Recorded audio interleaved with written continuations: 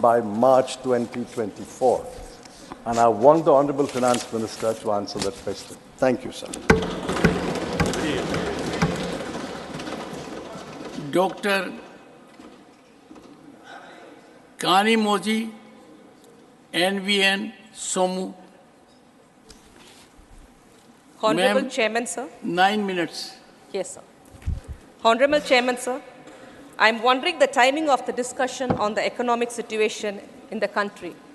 In today's Hindu business headlines, we had a headline stating that Indian banks writes off rupees 10.6 lakh crore in 5 years, and 50% of that is being linked to the large corporates. This is how the corporates get their freebies, is one thing which we have to make a note. The India's DGP crosses $4 trillion for the first time. Sir, there is no doubt the Indian economy is growing. India is set to outpace Japan and Germany shortly as the fastest growing economy in the country.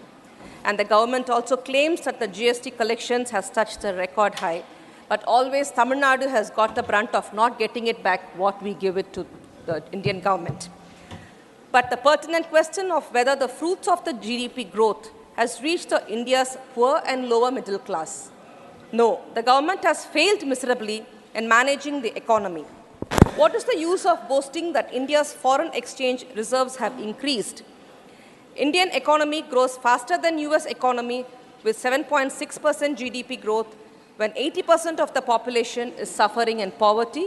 It's not a boon, it's a curse. US is 37.5 trillion economy with a population of 33 crore, but India's population is 142 crores. In terms of per capita GDP, India ranks 139th in the world, and India's external debt is 172 lakh crores. India has witnessed a surge in private debt, especially in the corporate and the household sectors, due to the easy credit availability and low interest rate. During the UPA's 10-year rule, only rupees 2.20 lakh crore was written off. For a kind information, as of now, the Indian banks have written off as rupees 10.6 lakh crore in the 5 years. However, this also possesses a risk of default and financial instability, especially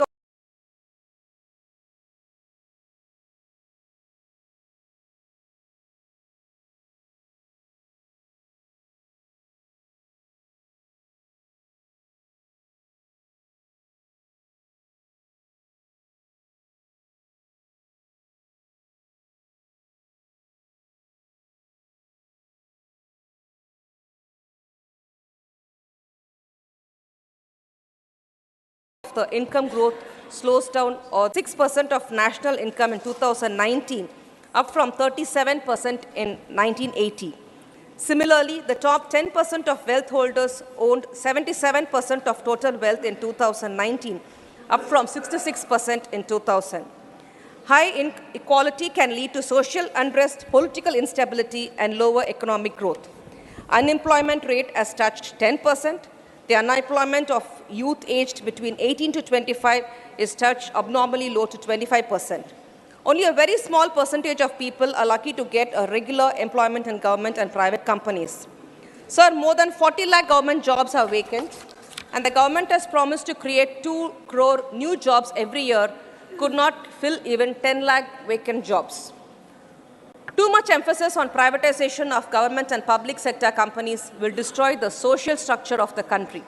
The reservation system followed in our country is indispensable for upholding social justice and removing inequality. Reservations are not provided in any private sector, and if the governments keep on privatizing the reservation system, will derail, and the social justice and equitable distribution of wealth is under threat. Therefore, I urge the government to introduce a bill to provide reservation in the private sector before it sells everything. This government behaves like a good salesman, but not a good Samaritan. The economic disparity and the social inequality is witnessing a worst phase in independent India.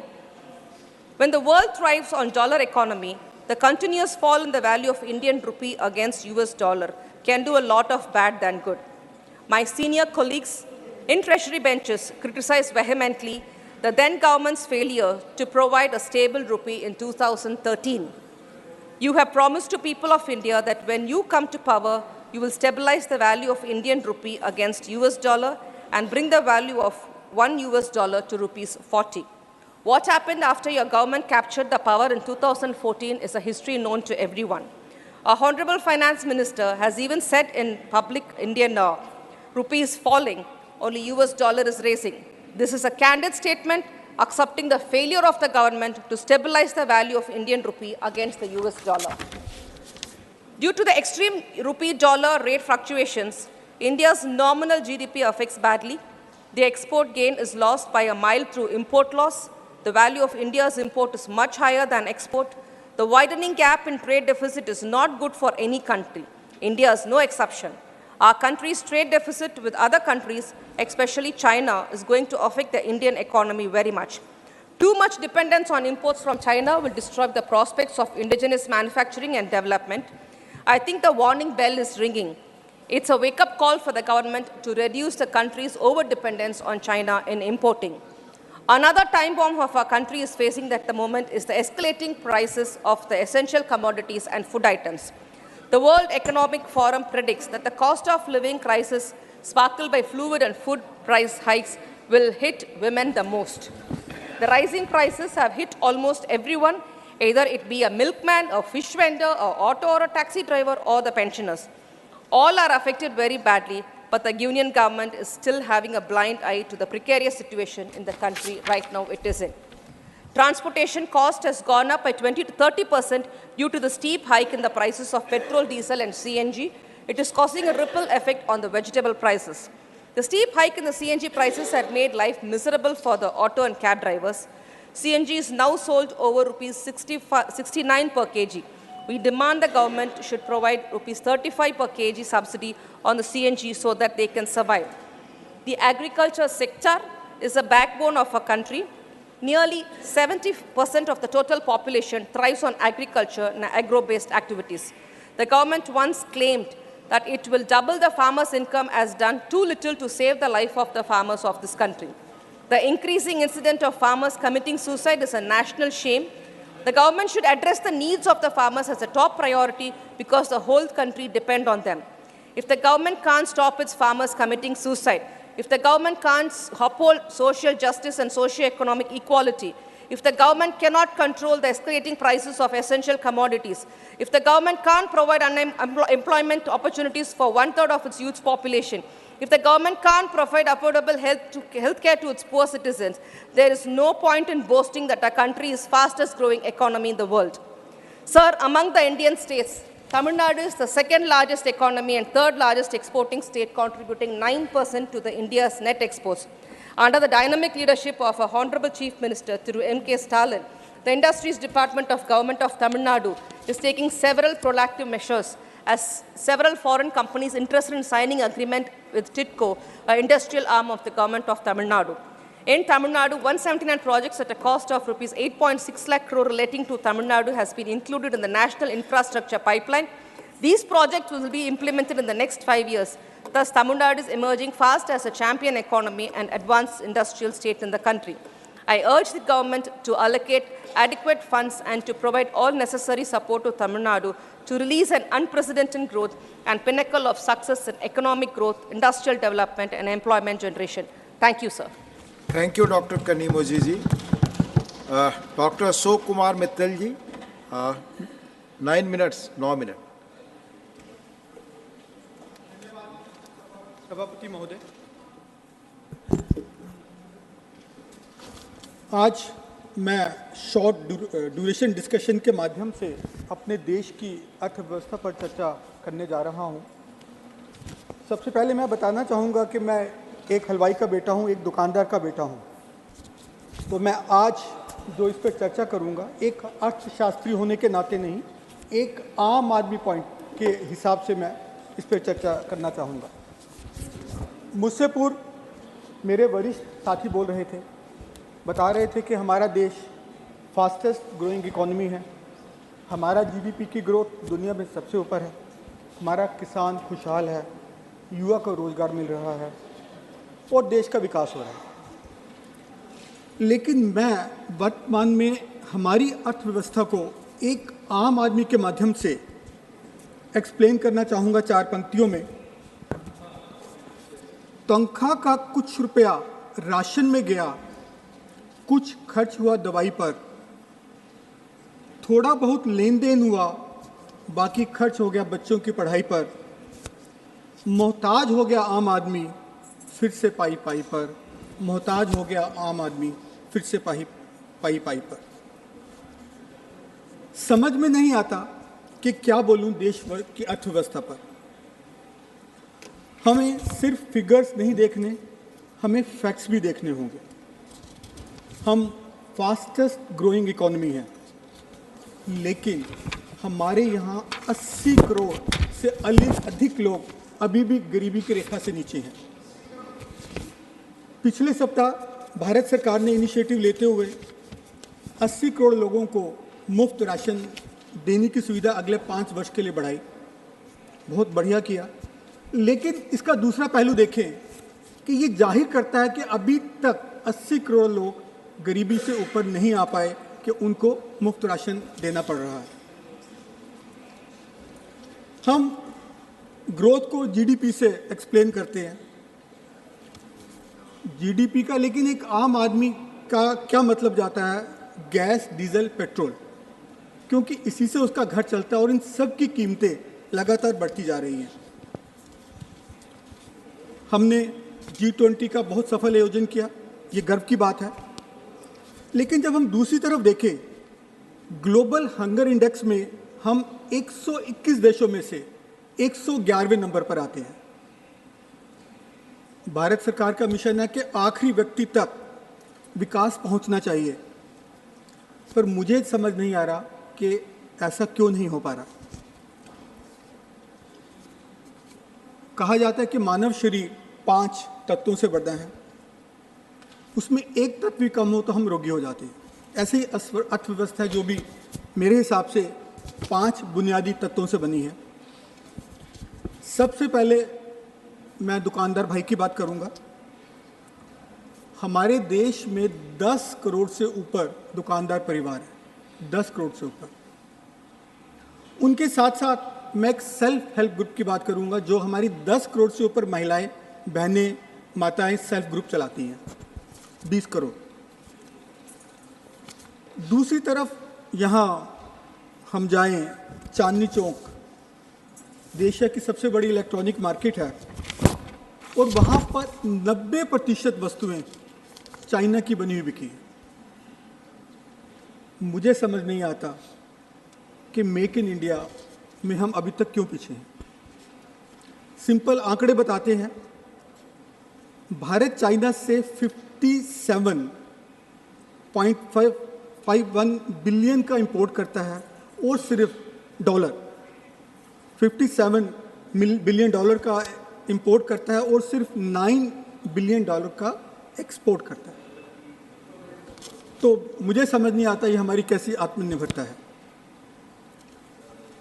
Multinational Amazon और दूसरी कंपनियों ने भारत में आके हमारे दुकानदार भाई, हमारे सेल्फ ग्रुप वालों का बुरी तरह से प्रॉब्लम में ला दिया है, क्योंकि यदि वो कोई भी सामान इनके थ्रू बेचते हैं तो 30% कमीशन हमें अमेज़न को देना जाता है, जो कि विदेशी कंपनियों के विदेशों में जाता है।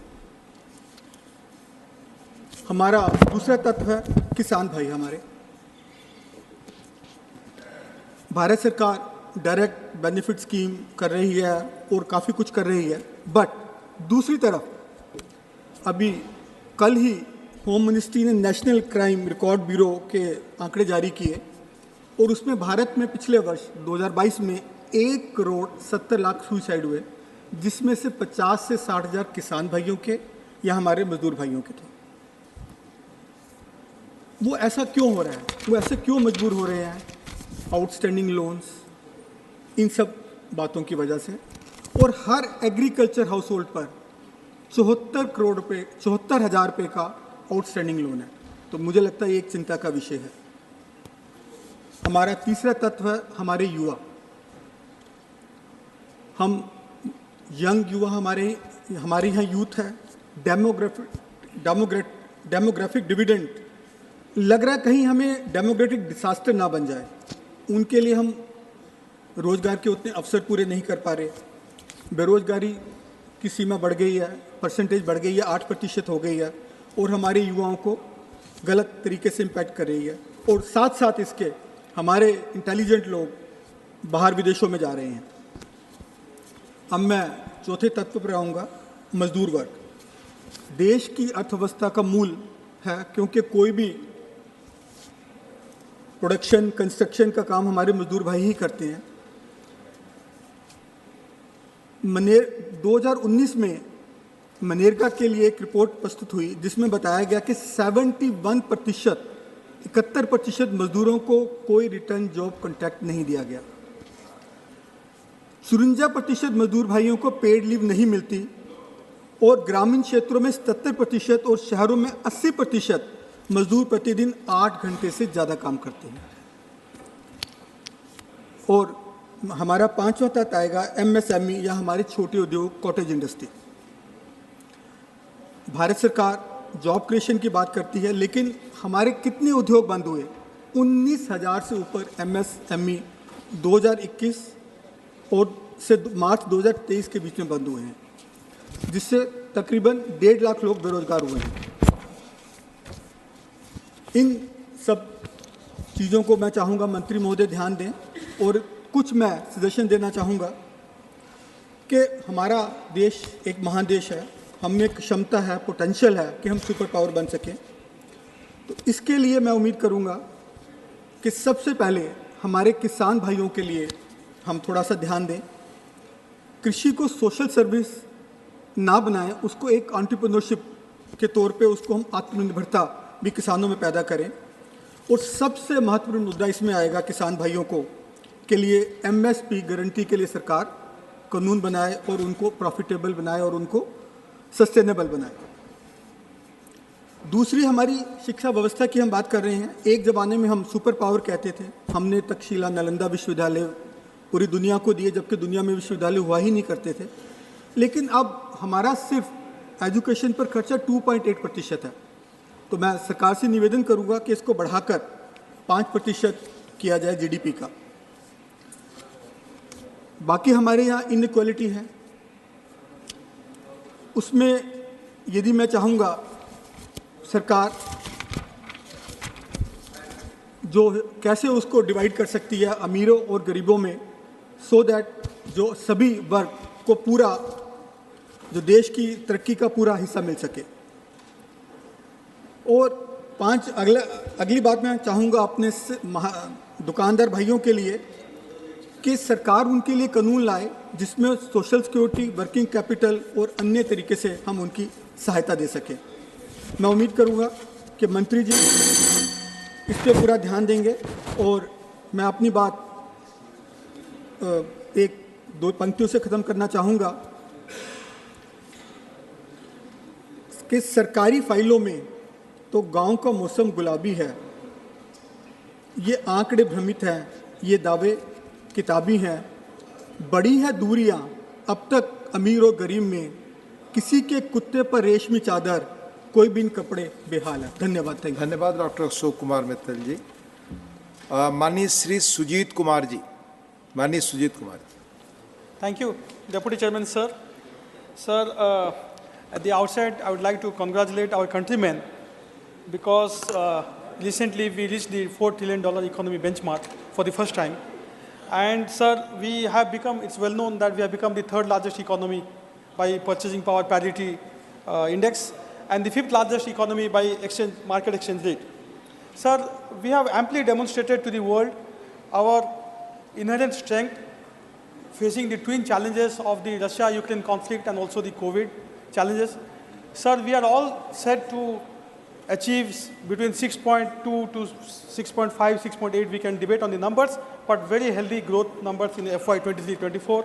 Fastest growing economy, many speakers have already spoken about it. We are the fastest growing large economy in the world. And sir, we also are very likely to become a $5 trillion economy by 2027. And sir, if, sir, the dots are connected well, the economic dots are connected well, then we by the end of the Amrit Kal, by the end of 2047, we will be a developed economy as well. Sir, now this is possible, sir, if, as I said, we connect all the economic dots properly. But in my view, sir, there are three things that the government needs to focus on to achieve these goals and the vision. Sir, first and foremost, fulfilling the aspirations of our citizens, particularly our youth and women, and I'll elaborate on it at length. Secondly, sir, boosting the MSMEs. Sir, today, Honorable Member Lakshmikant Bajpayee also during 0 hour spoke about the need to protect and support our MSMEs. And sir, I'll second him. I cannot agree with him anymore. Sir, we need to strongly boost our MSMEs and give impetus to our job creation and entrepreneurship. And third and foremost, sir, is the need to focus on education, innovation, and R&D. Sir, in her budget speech, Honorable Finance Minister also gave priorities to these three areas that I have just referred to. But, sir, I do find some lacuna, and I'll talk about it, sir. So let me go to the economic empowerment of our youth and our women. Sir, the Honorable Prime Minister spoke of 4 castes recently during one of the election speeches. He spoke of youth, women, farmers, and the youth, and the poor, sorry. Sir, let's come to the youth. We are the most youthful nation in the world. 2/3 of our population is under 35. Half of our population is under 25.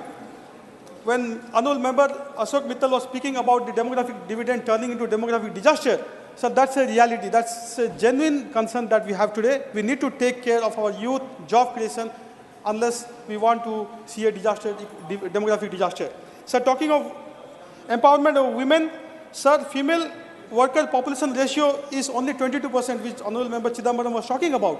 Sir, I would like to refer to a model of women empowerment from my state of Odisha, sir, where 70 lakh women have been economically empowered over the years, and the self-help groups that they were part of are now becoming SMEs, small and medium enterprises. So this is a verifiable model of economic empowerment for women, which I think can really help us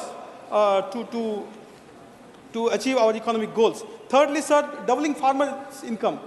Sir, the government had spoken about doubling farmers' income by 2022. It has not happened.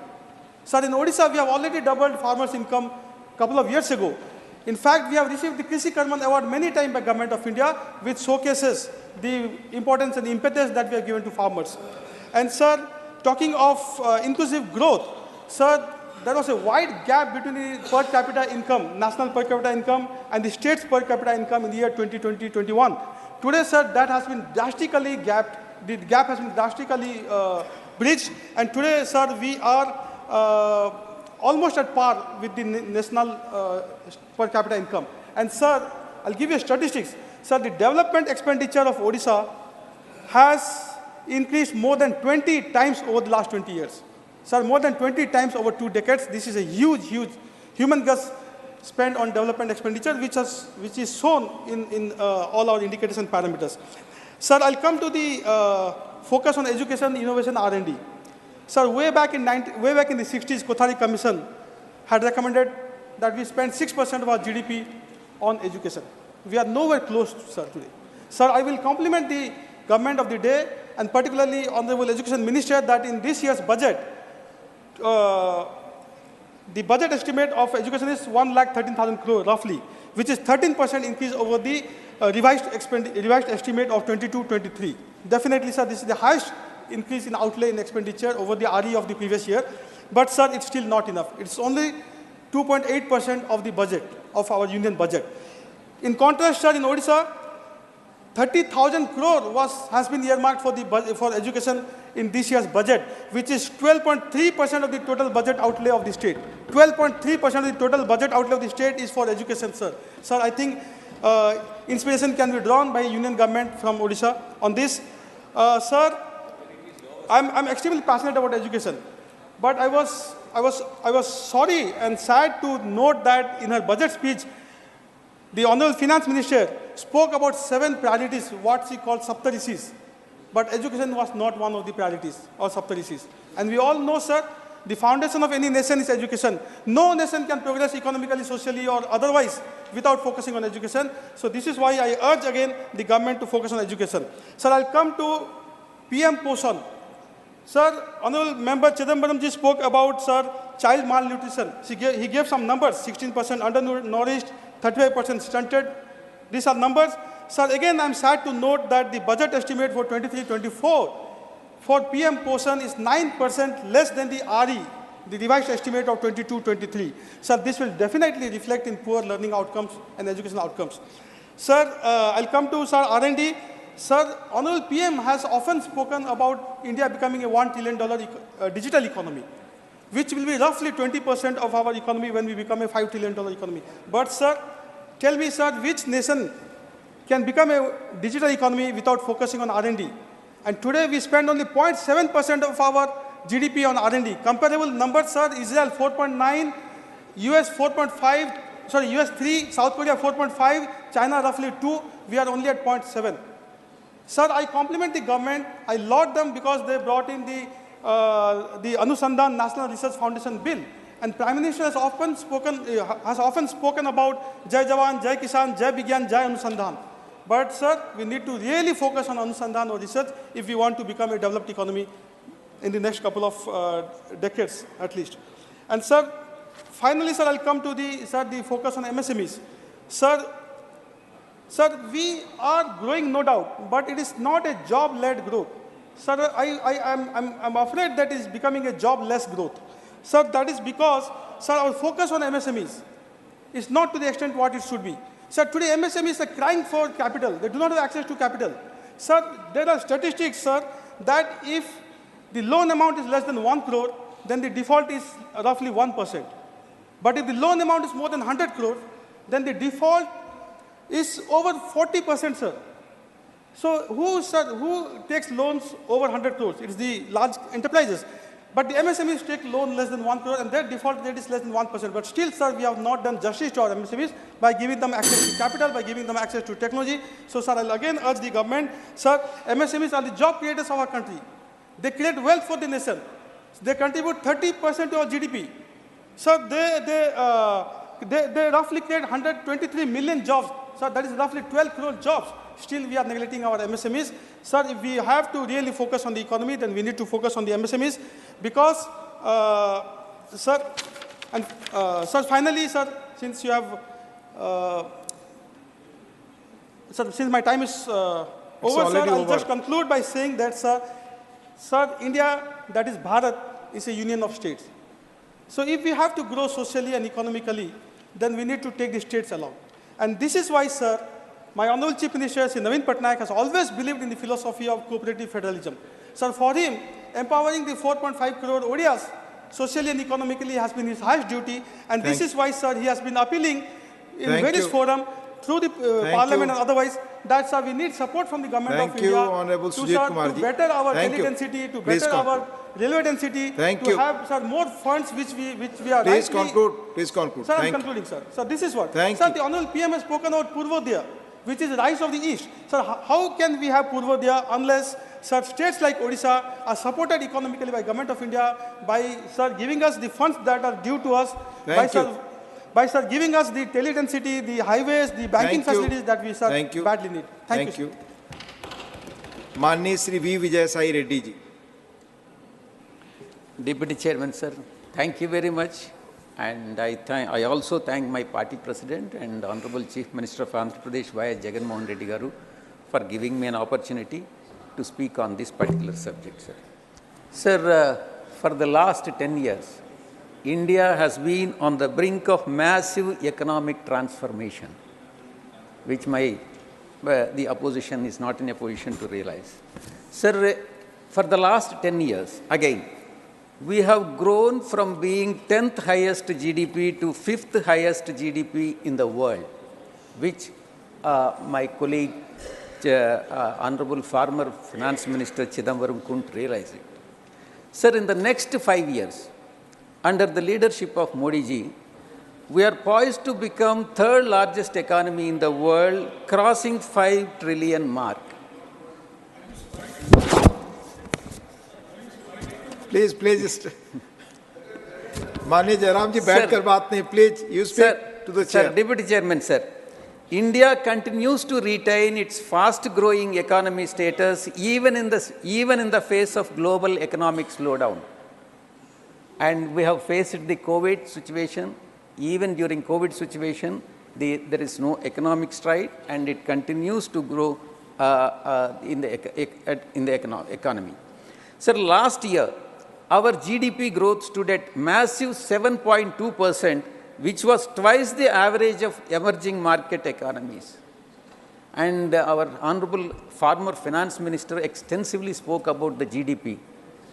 And he was all along talking negative about the GDP, and he couldn't realize that there is a growth.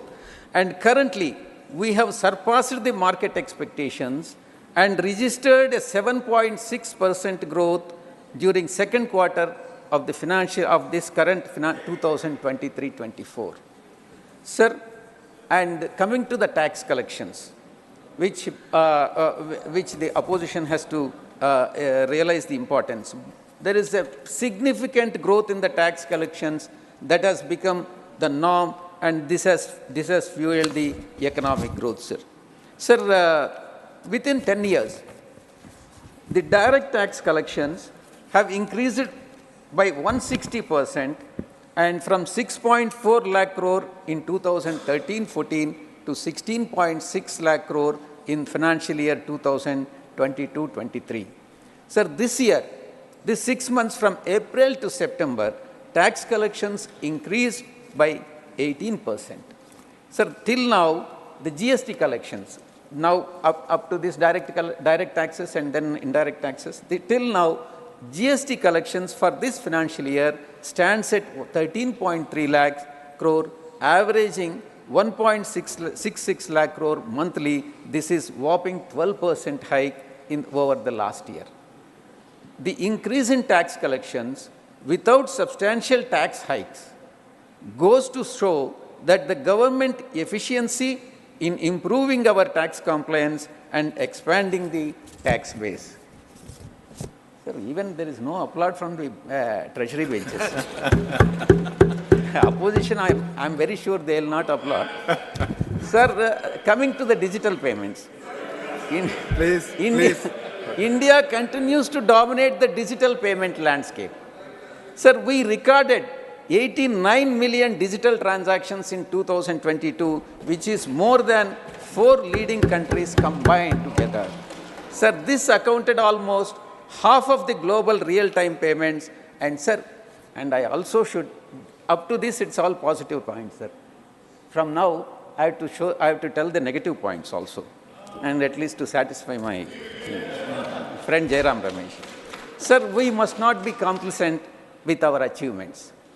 And sir, many issues continue to hinder the India's economic growth, sir. Sir, the first I would like to point out among the negatives is depreciating rupee, which is very, very alarming. Sir, rupee was worst performing Asian currency in 2022. Sir, for the first time ever, the value of rupee crossed 80 against the dollar. Currently, it stands at 83.4, which is very, very alarming. Sir, it is successively, the rupee is depreciating year after year, from minus 8.5% in 2018 and minus 10% in 2022. Sir, depreciation of rupee has got a significant impact on the overall development of the country, sir. Sir, depreciation of rupee has a direct impact on the manufacturing sector, since India is a net importer of raw materials and fuel. These two are very important because we completely depend on the fuel imports, sir. Manufacturing growth has already started showing the signs of stress and has slowed significantly this fiscal year. Sir, as per RBI, every 5% fall in the value of a rupee, inflation increases by 15%, 15 basis points, that is 0.15%. Sir, foreign investors, this has another effect of depreciating the rupee, sir. Foreign investors have pulled out 18 billion from Indian markets, more than 12 billion sell-off during 2008 global recessions. Sir, the next issue which I would like to bring to your kind notice is the reality remains that top 10% of the Indian population holds more than 60% of the country's wealth, while the bottom 15% of the population has only 6% of the wealth, sir. Even though the per capita income has more than doubled, that is 1.97 lakh since 2014. India ranks 142nd among 197 countries in terms of per capita income. The last point, sir, which I would like to bring to your notice is widening widening trade deficit, which is again alarming. Sir, India's overall trade deficit reached 122 billion in financial year 2022-23 compared to $82 billion in the previous year. So the government data indicates that India's trade deficit hit a record high in the month of October, and more so, more alarming is, all the more concerning is India's widening trade deficit with China, and historical high of 83 billion in 2022, and is expected to cross 100 billion mark in 2023 only towards China, sir, from China. Sir, in conclusion, we cannot afford to be complacent, and we should take the necessary steps. I request the Honorable Finance Minister, though there are positive aspects, there are also negative aspects in this economic growth. So I request the Honorable Finance Minister to address all these issues and make the economy more strengthened. Thank you very much, sir. Thank you. Thank you, माननीय we Vijay Sai Reddy ji. माननीय professor Manoj Kumar Jha ji. माननीय उपसभापति जी, आपका बहुत बहुत धन्यवाद. मैं सिर्फ ये कहना चाहूँगा, आज सुबह जब पता चला कि economic situation in the country पर शॉर्ट ड्यूरेशन डिस्कशन है, तो मुझे कभी नहीं लगा था कि हमारी पूरी बातचीत टैक्सेशन, फॉरेन एक्सचेंज रिजर्व्स और वगैरह वगैरह की चीज़ों में रहेगी. अर्थव्यवस्था का वो एक चेहरा हो सकता है, लेकिन एक जनप्रतिनिधि जो राज्यसभा और लोकसभा में बैठे हुए हैं, उनके लिए आर्थिक परिस्थिति पे जब हम बात करते हैं ना, तो सर सबसे पहले गरीब की थाली नजर आती है. गरीब की, आप फॉरेन एक्सचेंज रिजर्व कुछ भी रख लो, लेकिन अगर गरीब की थाली में ऊपर परिलक्षित नहीं हो रहा है, तो फाइल भी किताबी है और गांव भी किताबी. मैं सिर्फ, और हाँ, बहुत बढ़िया कहा जावड़ेकर साहब ने कहा 80 करोड़ लोगों को, हालांकि मैं उस शब्द का इस्तेमाल नहीं करूंगा कि मुफ्त कुछ नहीं होता है सर. मैं कई बार सदन में बोल चुका हूं, अगर 80 करोड़ लोगों को आपको अनाज देना पड़ रहा है, तो मुझको अर्थव्यवस्था पर कोई टिप्पणी नहीं करनी है कि आर्थिक परिस्थिति क्या है, कितनी समावेशी है, वगैरह वगैरह. सर, माननीय उपसभापति जी, सुधांशु जी जब बोल रहे थे, तालियां बज रही थी सत्ता पक्ष से, बजती भी हैं. अब विजय साई रेड्डी जी को कष्ट हुआ तो उन्होंने कह भी दिया कि ताली क्यों नहीं बजा रहे हो. तो जब सुधांशु जी ताली बजा रहे के वक्तव्य पे ताली बज रही थी, तो मुझे लगा कि गांव शहरों के बेरोजगार पर यह ताली कितनी भारी पड़ रही होगी. प्रधानमंत्री जी 14 में जब पहली बार चुने गए, तो वो मंदिर मस्जिद की साइज के लिए नहीं चुने गए थे. 2 करोड़ प्रतिवर्ष नौकरियां उनका वादा था. 2 दहाई 20 करोड़. एक श्वेत पत्र तो बनता है कि हम कहां हैं. सर, माननीय उपसभापति महोदय, मैं कुछ चीजें आपके मध्य, क्या ऐसा तो नहीं है कि हम मानव विहीन और मानवीयता विहीन ग्रोथ स्टोरी के पक्ष में भजन गा रहे हैं, करतल ध्वनि कर रहे हैं? सर, कोई भी वैसा ग्रोथ जो फेसलेस हो, जॉबलेस हो, उस ग्रोथ से देश की हकीकत नहीं बदलती है. सर, बड़ी बड़ी बात लोग कर रहे थे. अभी पिछले महीने ये खूबसूरत किताब आई है, वेल रिसर्च्ड. आधी किताब में सर रेफरेंस है, ये है अनइक्वल. सर, हम किन देशों से पीछे हो गए हैं पता है? छोड़िए अमेरिका यूरोप की बात, बांग्लादेश और नेपाल इनकम इनइक्वालिटी को एड्रेस करते हुए मानवीय सूचकांक में हमको पीछे छोड़ चुका है. ये है सर दस्तावेज, ये अनइक्वल स्वाति नारायण की. बीते दिनों बिहार में एक जातिगत सर्वेक्षण हुआ. मैं चाहूंगा तमाम हमारे भाजपा के मित्र, उनको ना उससे मतलब ना हो, उसके प्रति विरोध हो, लेकिन एक बार उस दस्तावेज को पढ़िए, क्योंकि उन आंकड़ों में नंबर के बाद आर्थिक सामाजिक परिवेश भी जाहिर हुआ है. और तब प्रधानमंत्री जी, पुनः ले जाऊंगा 14 में बिहार गए थे. बिहार को स्पेशल स्टेटस की बात वो करके आए थे, हाजीपुर, दरभंगा, पटना. सर बिहार को आपकी जरूरत है, माननीय सत्ता पक्ष। बिहार के पास रेवेन्यू के साधन कमतर हैं। बिहार को लेबर सप्लाई स्टेट के नजरिए से मत देखिए, बिहार को स्पेशल स्टेटस दीजिए। क्योंकि अगर आप इस किताब का विश्लेषण करें, सरकार के आंकड़ों का विश्लेषण करें, तो आपको साफ दिखेगा कि बिहार, झारखंड, उत्तर प्रदेश और मध्य प्रदेश देश के बाकी राज्यों से पिछड़ रहा है। उसके अलावा दूसरा पहलू कहता हूं माननीय उपसभापति महोदय, इस किताब में बाबा साहब भीमराव अंबेडकर को धृत किया गया है, नॉर्थ साउथ डिवाइड के संदर्भ में भी। और ये पुरानी बात है सर, एफडीआई को ही देखिए कि नॉर्थ में कितना, साउथ में कितना, तो ये फर्क आपको साफ नजर आ जाएगा। इसलिए मैं कहता हूं कि बिहार को नए नजरिए से देखिए। जो शुरुआत वहां के मुख्यमंत्री नीतीश जी, तेजस्वी जी ने की, आप हैंड होल्डिंग करिए और स्पेशल स्टेटस दीजिए। दूसरी चीज सर, अगर मनरेगा में रूरल डिमांड बढ़ रहा है तो रूरल डिस्ट्रेस को एक्नॉलेज करिए। उसको एक्नॉलेज किए बगैर बात नहीं बनेगी। उसको डिनाल से अब कुछ हासिल नहीं कर पाए। पॉवर्टी इंडेक्स पर आपने कई वर्षों से काम नहीं किया। आप आंकड़ों के बारे में तो सरकार का दृष्टिकोण है कि विश्व के टिम्बकटू में अगर एक आंकड़ा पक्ष का कोई बोल दो तो उसको प्रदर्शनी लगा देंगे।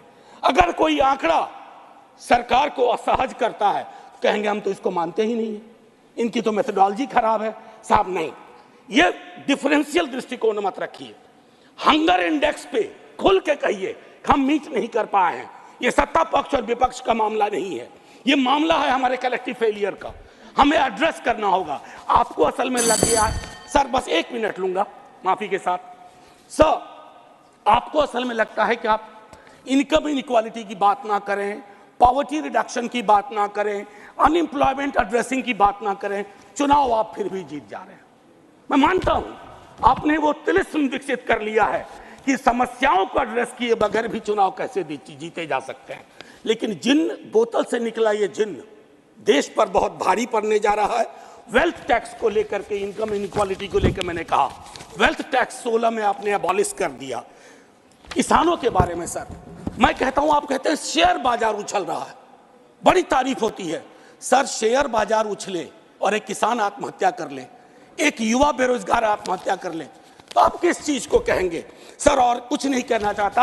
हाशिए के समूहों में पॉवर्टी की जो परिस्थिति है, आप बिहार का डेटा देखिए। आखिरी सर, एक सुधांशु जी बड़ी अच्छी चीजें बता गए, हमें तो लगा कि हम तो बेकार परेशानी है गरीबी से, भुखमरी से। 30 सेकेंड सर। तो मैं आपके माध्यम से अपने मित्रवर को कहता हूं, जब कश्ती साबितो सालिम थी, साहिल की तमन्ना किसको थी? अब ऐसी शिकस्ता कश्ती पे साहिल की तमन्ना कौन करे? जय हिंद सर। थैंक यू, धन्यवाद प्रोफेसर मनोज कुमार झा जी। माननीय श्री एलामारम करीम जी। Thank you, sir. The real state of our economy concerning around the people will be clearly understood by the latest RBI report, which says the household's financial assets, including bank deposits and cash equity investment, fell down sharply to 5.1% of the GDP in the fiscal year ended in the March 2023. See, on the other hand, the household debt increased 5.8% of the GDP in the financial year 2023, which is the second highest annual increase since independence. Recent RBI data also reveals that bank, financial institution, credit to institutions bar business marked a decline, while personal loan portfolio has increased in volume during in the current quarter, which clearly signals further slowing down of the economy along with the rise in the people's indebtedness and resulted distress. Sir, in addition to these technical issues, there are a broader concerns about the overall economic direction of the country. Tax concession and incentives are given to the rich corporates, are widening the gap between the two Indias, the rich and the poor.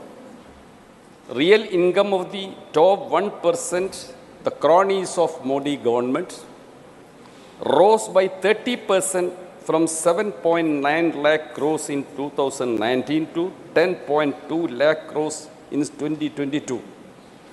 While the real income of the lowest 25%, who are shouting slogans for you, by the 11% from rupees 3.8 lakh crores to 3.4 lakh crores. Sir, a relentless propaganda continues to boost the Indian economy's resurgence. The recent G20 summit was used to project India as an emerging economic powerhouse in the world. But the truth is that India has the lowest per capita GDP among the G20 countries. That was hidden.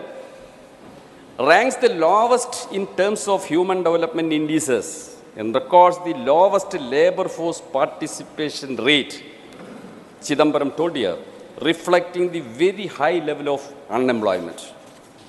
The continued decline in the people's purchasing power is impeding the economic growth as this leading declining levels of domestic demand. This in turn leads to declining levels of investments. This means potentially further declining levels of employment guarantee. New proposals for investment in the economy have rapidly declined. Over the last year, 72.5% in government sector and 79% in private investments. Sir, massive propaganda bliss is launched over the grand success of Make in India. That was the slogan from 2014. Its target for manufacturing sector growth over this decade was 12.14%. The reality is that since 2013-14, this averaged only 5.9% per annum. The tall claim, where it has gone? The share of the manufacturing GDP was targeted to reach 25%. This, however, remained stagnant at around 16.4%. But when 2011 and 11-12 and 21-22, jobs in manufacturing sector declined from 12.6% to 11.6%. I am concluding, sir. Deepening rural distress is reflected in the demand for jobs under MNREGS. Last year, this grew by 15.3%, and compared to 2019-20, this grew by 29.4%. But unluckily, the allocation for MNREGS drastically cut down in the last budget. Fresh evidence that have emerged about the Adani Group manipulation. That is also a part of this economic policy. Manipulation of stock prices of its companies calls for a serious probe. The final Financial Times and Guardian already have time based is on over. inputs from the organized crime and Alarm corruption. Karim 1 ji, minute. your time is over already. A report project revealed Please how conclude. to close associates of such companies Conclude, please. I and am buy calling. millions of dollars of shares in Adani Thank you. companies. Thank Sir, you. these are the affairs of the Indian economy. The tall claim has no truth. I conclude with Thank this. you. माननीय श्री अनिल प्रसाद हेगड़े जी. Thank you, Deputy Chairman, sir. When we are crossing a river in a boat, if there is a hole in the boat and the water starts trickling in, taking a mug or a tumbler and pouring the water out of the boat is not the solution, sir. Plugging the hole needs to be the solution. Sir, देश में बेरोजगारी, महंगाई, भूखमरी के बारे में आंकड़ा बहुत सारे हैं. Important thing is plugging the hole, sir. I want to give you two, three examples. Most of my life, I was opposing the Congress policies, being in the Janata Party, Janata Dal Parivar, and later being part of the NDA. But I want to point out to you, sir, in 1985, the then government of Rajiv Gandhi had launched the oil seed technology mission because of which by 1993-94, we were almost self-sufficient in edible oil. Subsequently, governments started reducing import tariffs, as a result of which cheap edible oil started flooding the Indian market, and India became dependent on import of edible oil, sir. Sir, this has become a pretext for the government to give permission to genetically modified mustard. Sir, giving permission to GM crops is not plugging the hole, sir. Sir इसी सदन में कल 6 दिसंबर है, 6 दिसंबर 2012 को तत्कालीन leader of the opposition multi brand retail के debate के संदर्भ में उन्होंने कहा था कि देश पड़ोसी देश से चीप गुड्स भारत आने के बारे में उन्होंने कहा था और मैन्युफैक्चरिंग सेक्टर रिफॉर्म्स के बारे में भी उन्होंने कहा था. अभी यहाँ पर साथी अशोक मित्तल और कन्नीमोली जी भी चाइना के बारे में जिक्र कर रहे थे. My information sir is that millions of people, including Falun Dafa practitioners, Uyghur Muslims in Xinjiang, are subjected to forced labor in Chinese prisons. And because of the violation of human rights, labor laws, and environment laws, our neighbor is able to manufacture cheap goods, which makes us less competitive. Illegal organ trade of innocent prisoners like Falun Dafa, Uyghur Muslims are flourishing business there. So long as we do not plug the hole by starting a campaign to stop human rights violation, labor law violation, environment law violation inside China, I feel it is difficult for India's manufacturing sector to improve. Sir, finally, देश में जातियां hard reality है sir. देश में कई सारे पिछड़ी जातियों को आरक्षण के बावजूद विकास का फायदा पहुंचा नहीं है. इसलिए नीतीश कुमार का नेतृत्व का मेरा पार्टी के सरकार बिहार में कास्ट बेस्ड सेंसस लागू किया है. जब तक देश में कास्ट बेस्ड सेंसस नहीं करते हैं तब तक सरकार का बनाया हुआ पॉलिसीज का फायदा कई सारे जातियों को नहीं पहुंचेगी. Sir, hence by ordering a caste-based census, we need to plug the hole. And finally, sir, I also request the government to give special status to Bihar. Thank you. Thank you. धन्यवाद माननीय अनिल हेगड़े जी. माननीय अब्दुल वहाब जी. माननीय अब्दुल वहाब जी. Yes, sir.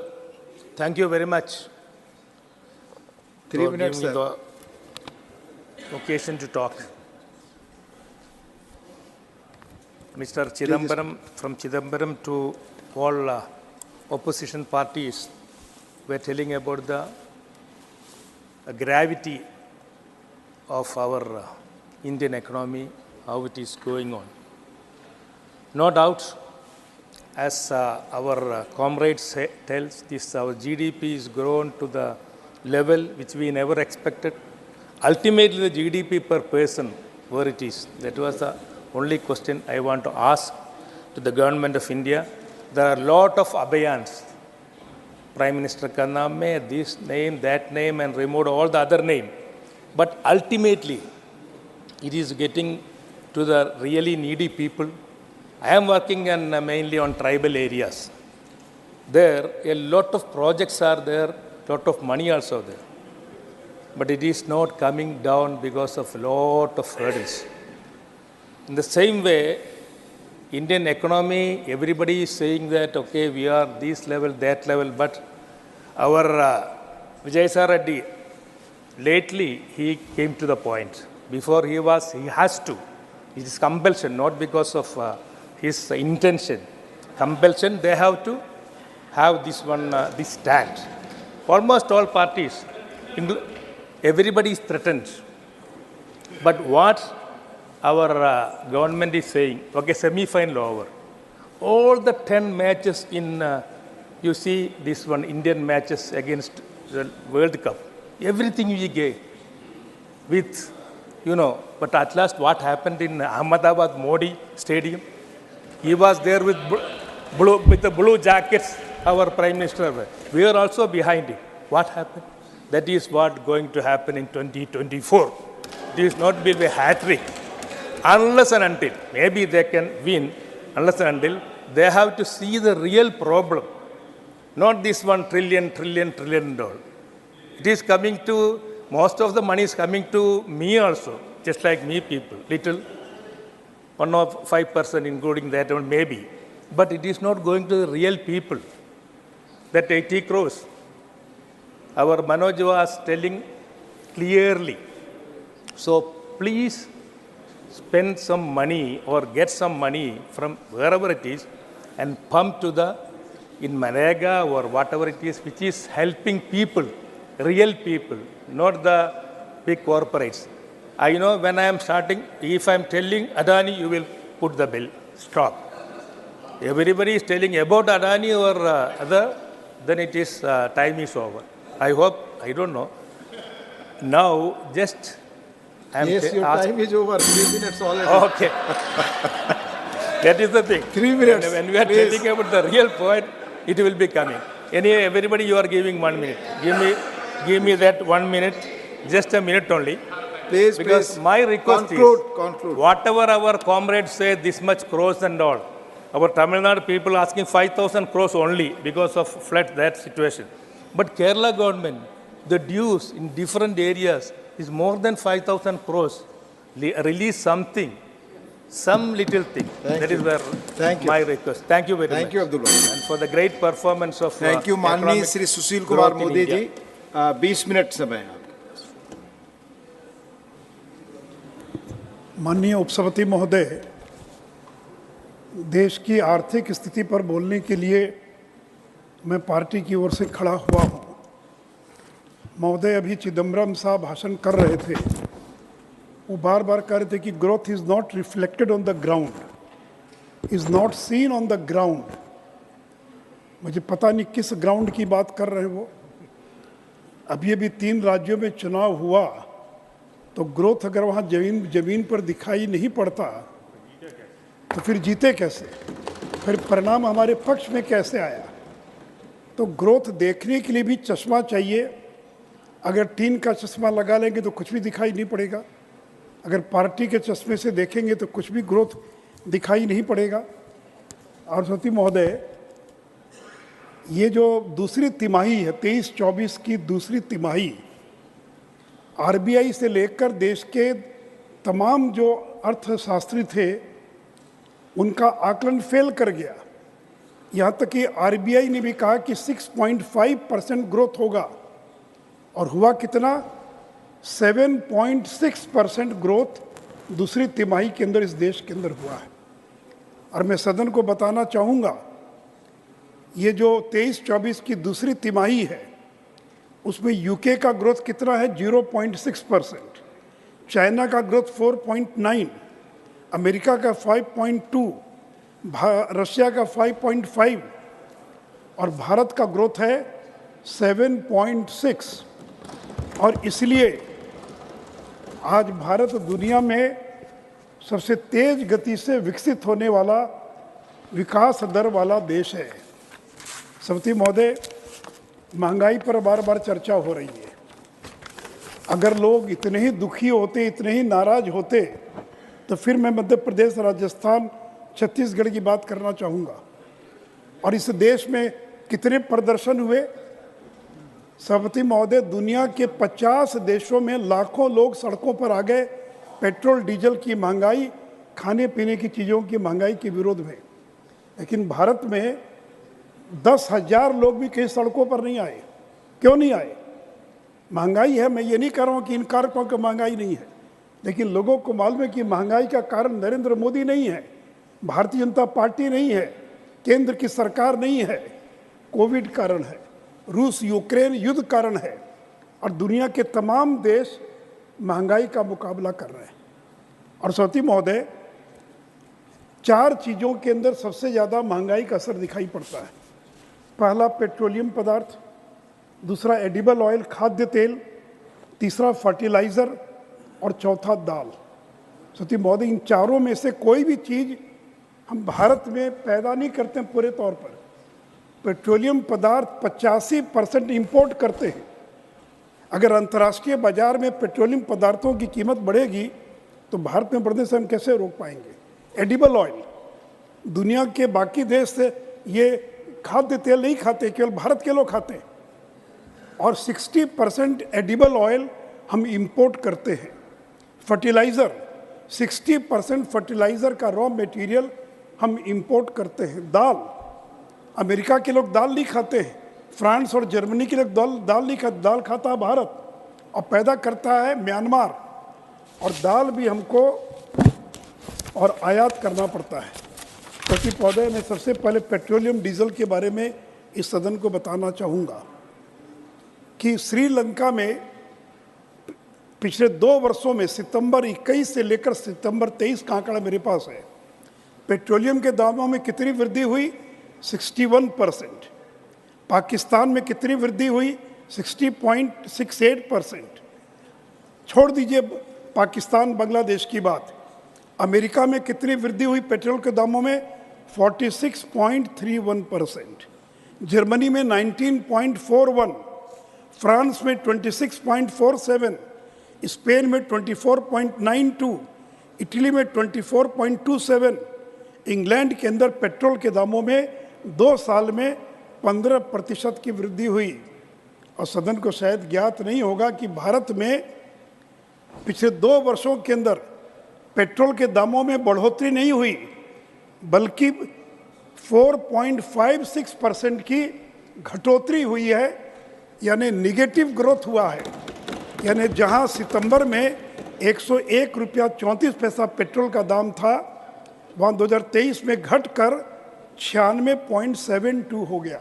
और सती महोदय, उसी प्रकार diesel, Sri Lanka में 115% और की वृद्धि हुई है डीजल के दामों में, पाकिस्तान में 67, फिर America 48.68, Germany 31.46, Spain, Italy, UK में उस आंकड़ों में नहीं जाऊंगा। और भारत में डीजल के दाम में 2 वर्षों में कितनी वृद्धि हुई? केवल 0.96%, यानी केवल 1% की वृद्धि हुई। और आप कहते हैं कि पेट्रोलियम पदार्थों का दाम बढ़ गया, और ये आंकड़े आप चाहे तो इन आंकड़ों को वेरीफाई कर लें। और सती महोदय, भारत सरकार ने 2 बार पेट्रोल और डीजल पर एक्साइज ड्यूटी को कम करने का काम किया, और कुल मिलाकर 2 बार में 13 रुपया पेट्रोल पर और 16 रुपया डीजल पर एक्साइज ड्यूटी में कटौती की है। अब पिछले 2 वर्षों में पेट्रोल और डीजल के दामों में कोई वृद्धि नहीं हुई। कोई बता दे कि पेट्रोल और डीजल के दाम में भारत के अंदर कोई वृद्धि हुई है क्या? और सती महोदय, यहाँ भी राजनीति हो रही है। बीजेपी शासित राज्यों ने पेट्रोल और डीजल पर एक्साइज ड्यूटी या वैट को घटाने का काम किया, लेकिन जो विपक्ष के राज्य थे उन्होंने घटाने के बजाय बढ़ाने का काम किया। और उसका भी मैं आंकड़ा देना चाहूँगा सती महोदय। अभी राजस्थान का चुनाव हुआ है, गांधीनगर में पेट्रोल 96 रुपया 63 पैसा, और जयपुर में पेट्रोल 108 रुपया 45 पैसा, यानी 12% ज़्यादा है गांधीनगर से जयपुर में पेट्रोल का दाम। गुवाहाटी में 98 रुपया गुवाहाटी में, और डायरेक्ट साहब के कोलकाता में पेट्रोल 106 रुपया 42 पैसा। तो अगर केंद्र के कारण का बढ़ा होता तो आखिर कलकत्ते में 106 रुपया और गुवाहाटी में 98 रुपया क्यों है? लखनऊ में 96 रुपया और बेंगलोर में 101 रुपया, गोवा में 97 रुपया, रायपुर में 102 रुपया, भोपाल में 108 रुपया और अमरावती में 111 रुपया। श्री महोदय, कांग्रेस शासित राज्यों ने पेट्रोल और डीजल के दामों में कोई कटौती नहीं की, और बीजेपी शासित राज्यों ने उसके दाम में कटौती की। और जब बात आती है एलपीजी की, तो सदन को ये मालूम है कि आदरणीय प्रधानमंत्री जी ने एलपीजी के दामों में और जो उज्ज्वला योजना के तहत जो सिलेंडर मिलता था उसमें कुल मिलाकर 300 रुपये की राहत दी है, और सामान्य कंज्यूमर को 200 रुपये की राहत दी है। इससे पेट्रोलियम कंपनियों को 28,000 करोड़ का नुकसान हुआ, 28,000 करोड़ का, और भारत सरकार ने 22,000 करोड़ रुपया उनको पिछले साल देकर उसकी क्षतिपूर्ति करने का काम किया है। सती महोदय, ये नरेंद्र मोदी की सरकार है। पेट्रोल में ब्लेंडिंग ये जो इथेनॉल की ब्लेंडिंग हो रही है, ये जब 14 में नरेंद्र मोदी जी आए, इस समय 1.53% पेट्रोल में ब्लेंडिंग होती थी। आज कितनी ब्लेंडिंग हो रही है? 12%। और इससे देश को कितना फायदा हुआ? विदेशी मुद्रा 73,000 करोड़, डायरेक्ट साहब 70,000। The country has saved 73,000 crore as a foreign exchange saving. Carbon dioxide emission 402 lakh metric tonne emission कम हुआ। Amount paid to the distilleries 1,26,000 crore. और फार्मर्स को कितना मिला? 76,000 करोड़ रुपया और किसानों को मिला है। सचिव महोदय, ये है नरेंद्र मोदी की सरकार। और सचिव महोदय, आप कहते हैं कि आप बार बार कहते हैं कि उसी प्रकार फर्टिलाइजर, सचिव महोदय, फर्टिलाइजर भारत सरकार ने अगले 3 साल के लिए 3,70,000 करोड़ की सब्सिडी का अपने बजट में और प्रोविज़न किया, 3,70,000 करोड़। और मैं सदन को बताना चाहूँगा कि जो फर्टिलाइज़र का जो रॉ मटेरियल है और फर्टिलाइज़र ये बाहर से आता, भारत के अंदर केवल 40% तैयार होता है, बाकी बाहर से आता है। और मैं सदन को बताना चाहूँगा कि यूरिया के दाम, अंतर्राष्ट्रीय बाजार में यूरिया का दाम है 2,450 और किसानों को कितने में मिलता है? 266 रुपये में किसानों को मिलता है। तो government of India is providing a subsidy of 2,183 per bag to the farmers in this country. DAP में सब्सिडी कितनी मिल रही है? 2,501 रुपया। एनपीके में सब्सिडी कितनी? 1,918। और आपने सारे कारखाने बंद कर दिया। गोरखपुर का खाद का कारखाना नरेंद्र मोदी जी ने चालू किया, बरौनी का खाद का कारखाना हमारी सरकार ने चालू किया। और सती महोदय, अभी कह रहे थे कि करोड़पति बन गए। ये बात ठीक है कि हमारे करोड़पति बनना कोई गुनाह नहीं है, चोरी करके कोई करोड़पति न बने। और ठीक है डायरेक्ट साहब, in 1617 there were only 68,263 crorepati in this country. Now the figure has gone to 1,69,000. तो जो टैक्स पेयर है, जो 1 करोड़ से ज़्यादा जिनकी अर्निंग है, जो टैक्स देते हैं, उनकी संख्या 68,000 से बढ़कर 1,69,000 हो गई। ये तो खुशी होना चाहिए कि आप दुखी है कि करोड़पति क्यों हो गए। तो सब लोग कंगाल बना दीजिए, सब लोग कंगाल हो जाएं। लेकिन दूसरी ओर मैं ये भी सदन को बताना चाहूँगा, ये नरेंद्र मोदी जिनके कारण 13 करोड़ 50 लाख लोग गरीबी की जंजीर से मुक्त हो गए। पिछले उनके पहले कार्यकाल में, दीदी थोड़ा 1 मिनट, उनके पहले कार्यकाल में 13.5 करोड़ लोग गरीबी की जंजीर से मुक्त हो गए और मिडिल क्लास में शामिल हो गए। सती महोदय, 15-16 में इस देश में 24.85% गरीब थे और 19 और 21 में घटकर कितना हो गया? 15%। तो आखिर गरीब कहाँ चले? गरीब देव इंटर ये मिडिल क्लास। सती महोदय, और यूएनडीपी की रिपोर्ट है, यूनाइटेड नेशंस डेवलपमेंट प्रोग्राम की रिपोर्ट है कि 2005-06 में 64.5 करोड़ गरीब थे इस देश के अंदर, 64.5 करोड़। और 2021 में घटकर हो गए 23 करोड़। 15 साल में इस देश के अंदर 41 करोड़ लोग गरीबी से मुक्त हो गए और वो मिडिल क्लास में प्रवेश कर गए। तो सती महोदय, एक और हमने जहाँ गरीबों का ख्याल रखा, वहाँ पर यहाँ पर लोग उद्योगों के माध्यम से पैसा कमाएं, इसका भी ध्यान रखा है। और सती महोदय, अभी बैंकों की बात हो रही थी, और कि बैंकों का एनपीए की क्या स्थिति है। बैंक का प्रॉफिट 22-23 में पहली बार बैंकों का profit, they have earned a profit of 1 lakh crore. Not a single bank is in red, they are earning profit. ये आपके कार्यकाल में क्यों नहीं हुआ? 22-23 में क्यों 1 लाख करोड़ का 22-23 में बैंकों को प्रॉफिट हुआ है? और भारत सरकार ने जो कैपिटलाइज करते थे, बैंकों को पैसा देते, देना बंद कर दिया 3 साल से, एक पैसा नहीं दिया बैंकों को। और बैंक अपने बलबूते जो हैं, और जो एनपीए हैं, जो नॉन परफॉर्मिंग एसेट है, वो 11.2 था 17-18 में, घट कर 5.2% हो गया। तो सभी महोदय, ये जो एनपीए अगर कम हुआ है तो इसका कारण क्या है? सभी महोदय, जीएसटी का कलेक्शन एक साल में 6 बार जीएसटी का कलेक्शन, दैट इज क्रॉस 1,60,000। जो लोग गब्बर सिंह टैक्स कहते हैं जीएसटी को, तो अगर हिम्मत है तो अपने राज्य हिमाचल में और जहां आपकी सरकार कर्नाटक में जीएसटी को हटा दीजिए। अगर वो गब्बर सिंह टैक्स है तो जीएसटी के कारण 1,60,000 करोड़ का कलेक्शन एक साल में, एक बार नहीं बल्कि 6 बार इस एक साल के अंदर हो चुका है। और सती महोदय, एक समय था कि मोबाइल हम इंपोर्ट करते थे। आज से 10 साल पहले 98% मोबाइल हम इंपोर्ट करते थे। और मैं सदन को बताना चाहूँगा कि आज 99% मोबाइल मेड इन इंडिया है। हमने मोबाइल को इंपोर्ट करना बंद कर दिया। और इस साल 11 बिलियन का मतलब हो गया 88,000 करोड़ के मोबाइल फ़ोन जो है, और हमने एक्सपोर्ट करने का काम किया है।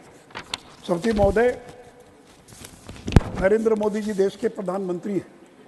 भारत मंडपम के उद्घाटन के अवसर पर उन्होंने भाषण देते हुए कहा था कि जब वो प्रधानमंत्री बने उस समय भारत दुनिया की 10वीं सबसे बड़ी अर्थव्यवस्था थी, 10th इकोनॉमी थी दुनिया की 2014 में, और सेकेंड टर्म में वो दुनिया की 5वीं सबसे बड़ी अर्थव्यवस्था बन चुका है।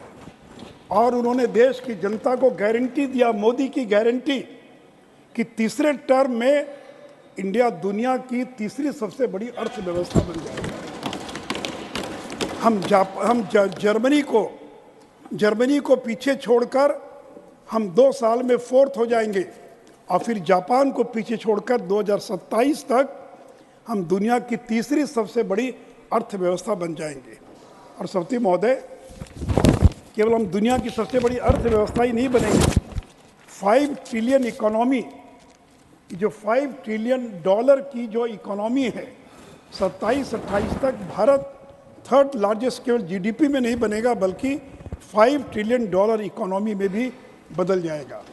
हमारा सपना है, प्रधानमंत्री जी चाहते हैं कि 2047 तक भारत एक विकसित देश बन सके, एक एडवांस इकोनॉमी बन सके, और उसी दिशा के अंदर भारत की सरकार काम कर रही है। और इसलिए सती महोदय, हम लोगों ने महंगाई को नियंत्रित करके दिखलाया है। अभी जो आंकड़े आए अक्टूबर के, वो 4.87, आरबीआई का 4 +2 का जो रेंज है, अक्टूबर 2023 में वो आंकड़ा 4.87 का है। तो हमने महंगाई को नियंत्रित करके दिखलाया है।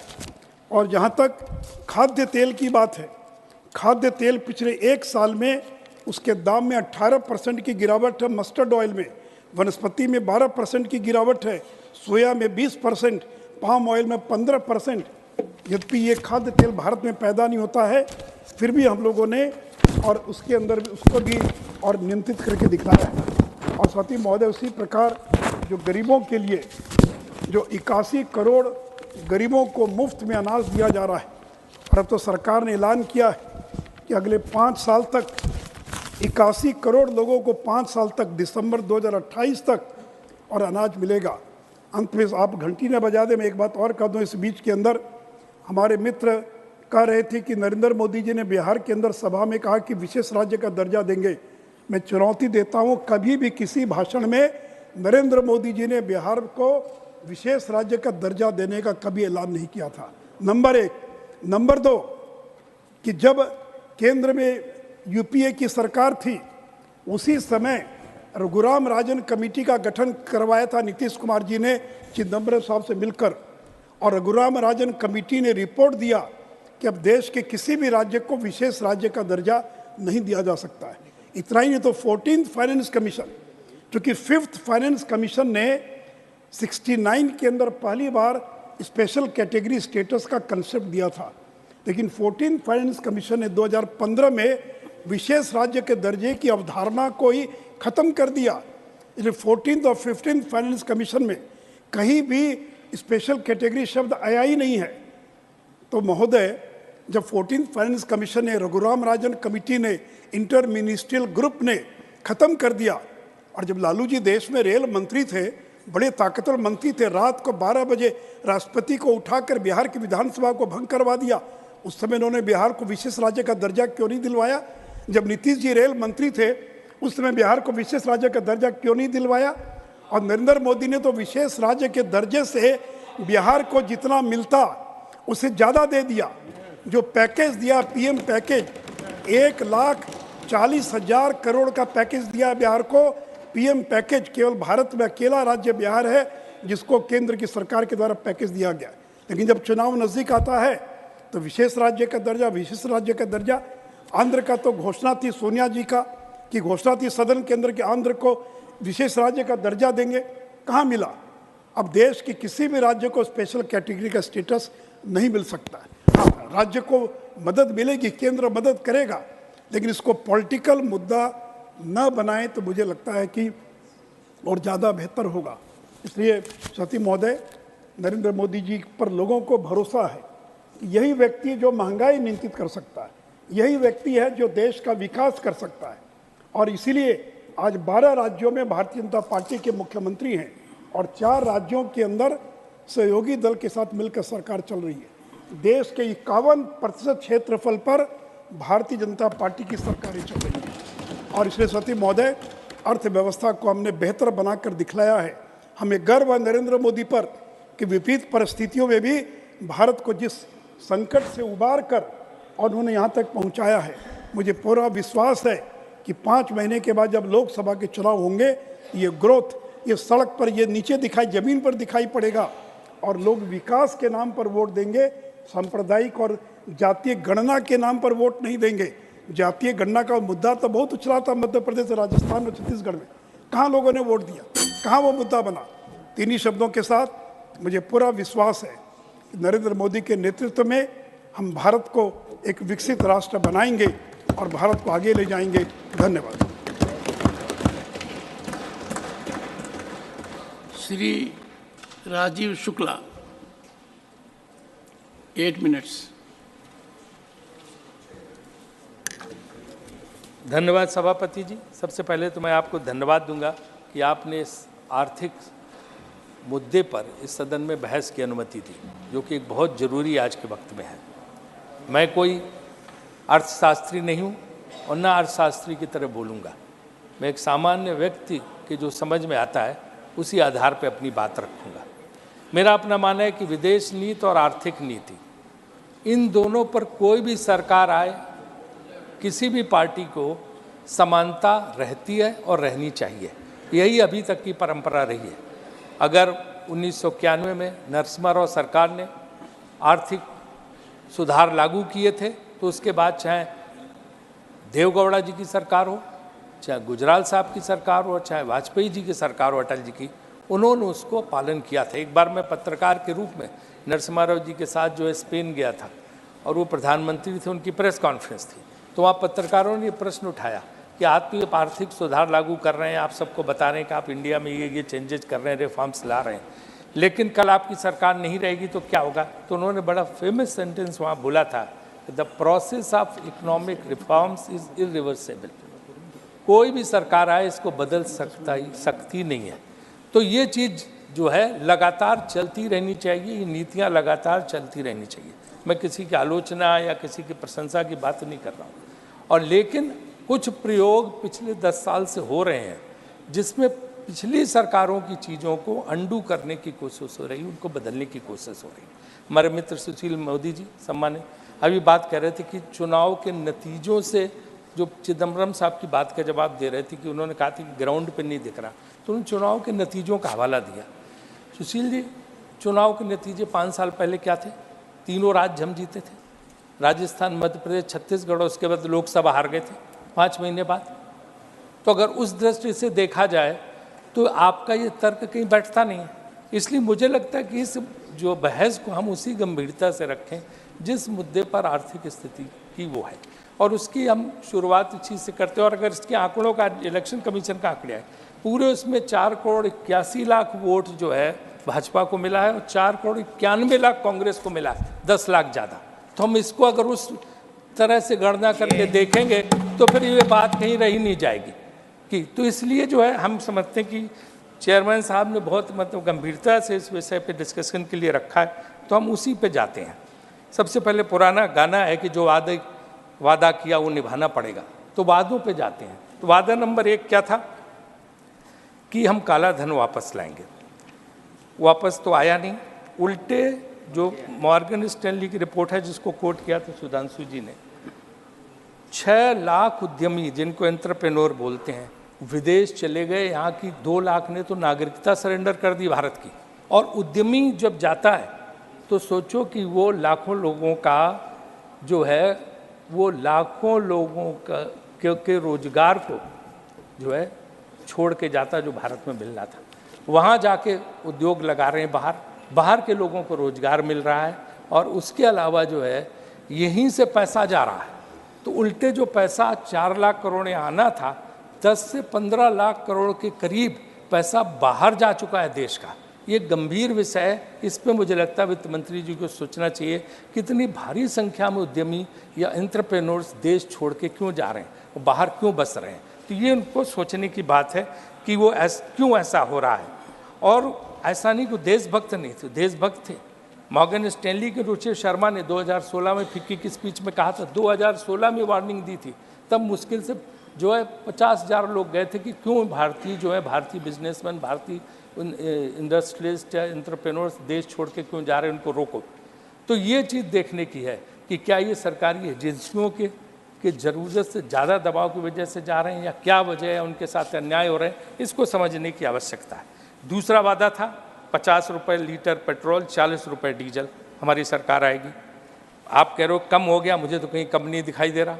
अब आप गणना बता रहे हो कि इस राज्य में 96 का, वहाँ 106 का, 50 और 40 रुपये का तो नहीं है जो पहले था कि 50 और 40 रुपये में बिकेगा डीजल पेट्रोल। वो वादा तो पूरी तरह गलत साबित हुआ। और ये तब मैं तो योजना मंत्री था, जो है ब्रेंट क्रूड की रिपोर्ट रोज आती थी।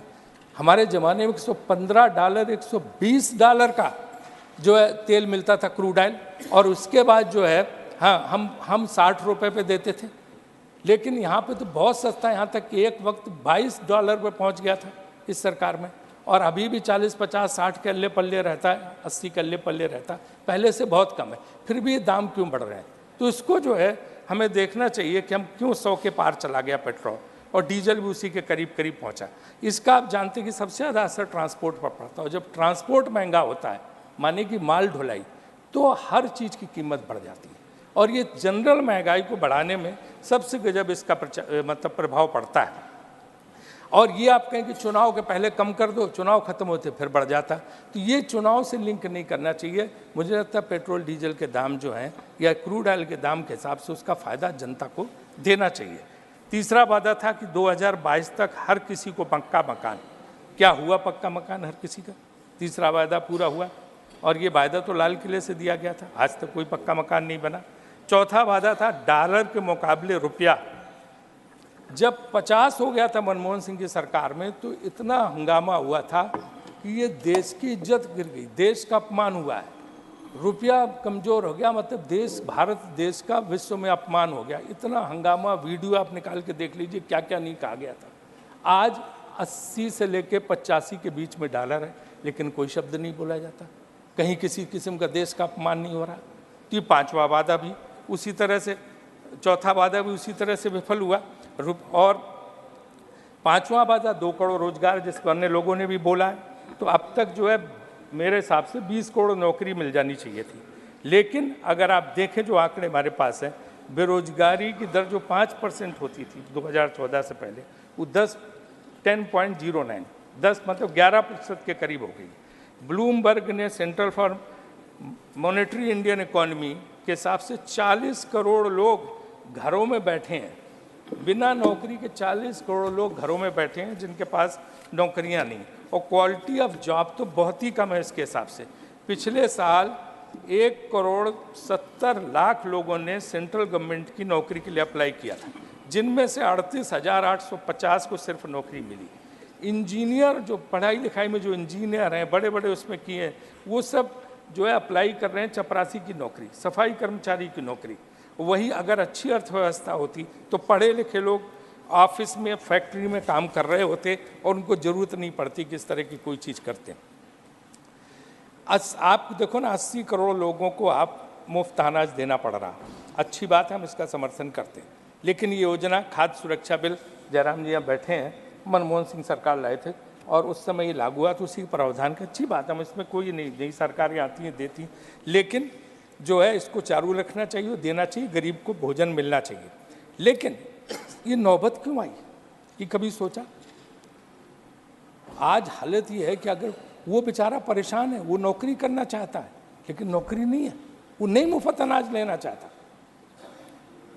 वो अपमान के साथ नहीं जीना चाहता, लेकिन हम नौकरी नहीं दे पा रहे, हम रोजगार नहीं दे पा रहे, हम कुछ नहीं कर पा रहे, तो घर में बैठा मजबूरी में। आपने देखा कोरोना के वक्त लाखों लोग पैदल 800-800 किलोमीटर चल के गए, क्योंकि 4 घंटे का नोटिस दिया गया। अगर 2, 4, 5, 10 दिन का नोटिस होता, लोग ट्रेन से पहुंच जाते कैसे? और वो लौट के आए नहीं, कभी कोशिश नहीं कि उनको वापस ले आ जाए, वो गांव में बैठे। तो ये जो है हम देते हैं, अच्छी बात है, लेकिन हमें कम से कम उनको काम देना चाहिए।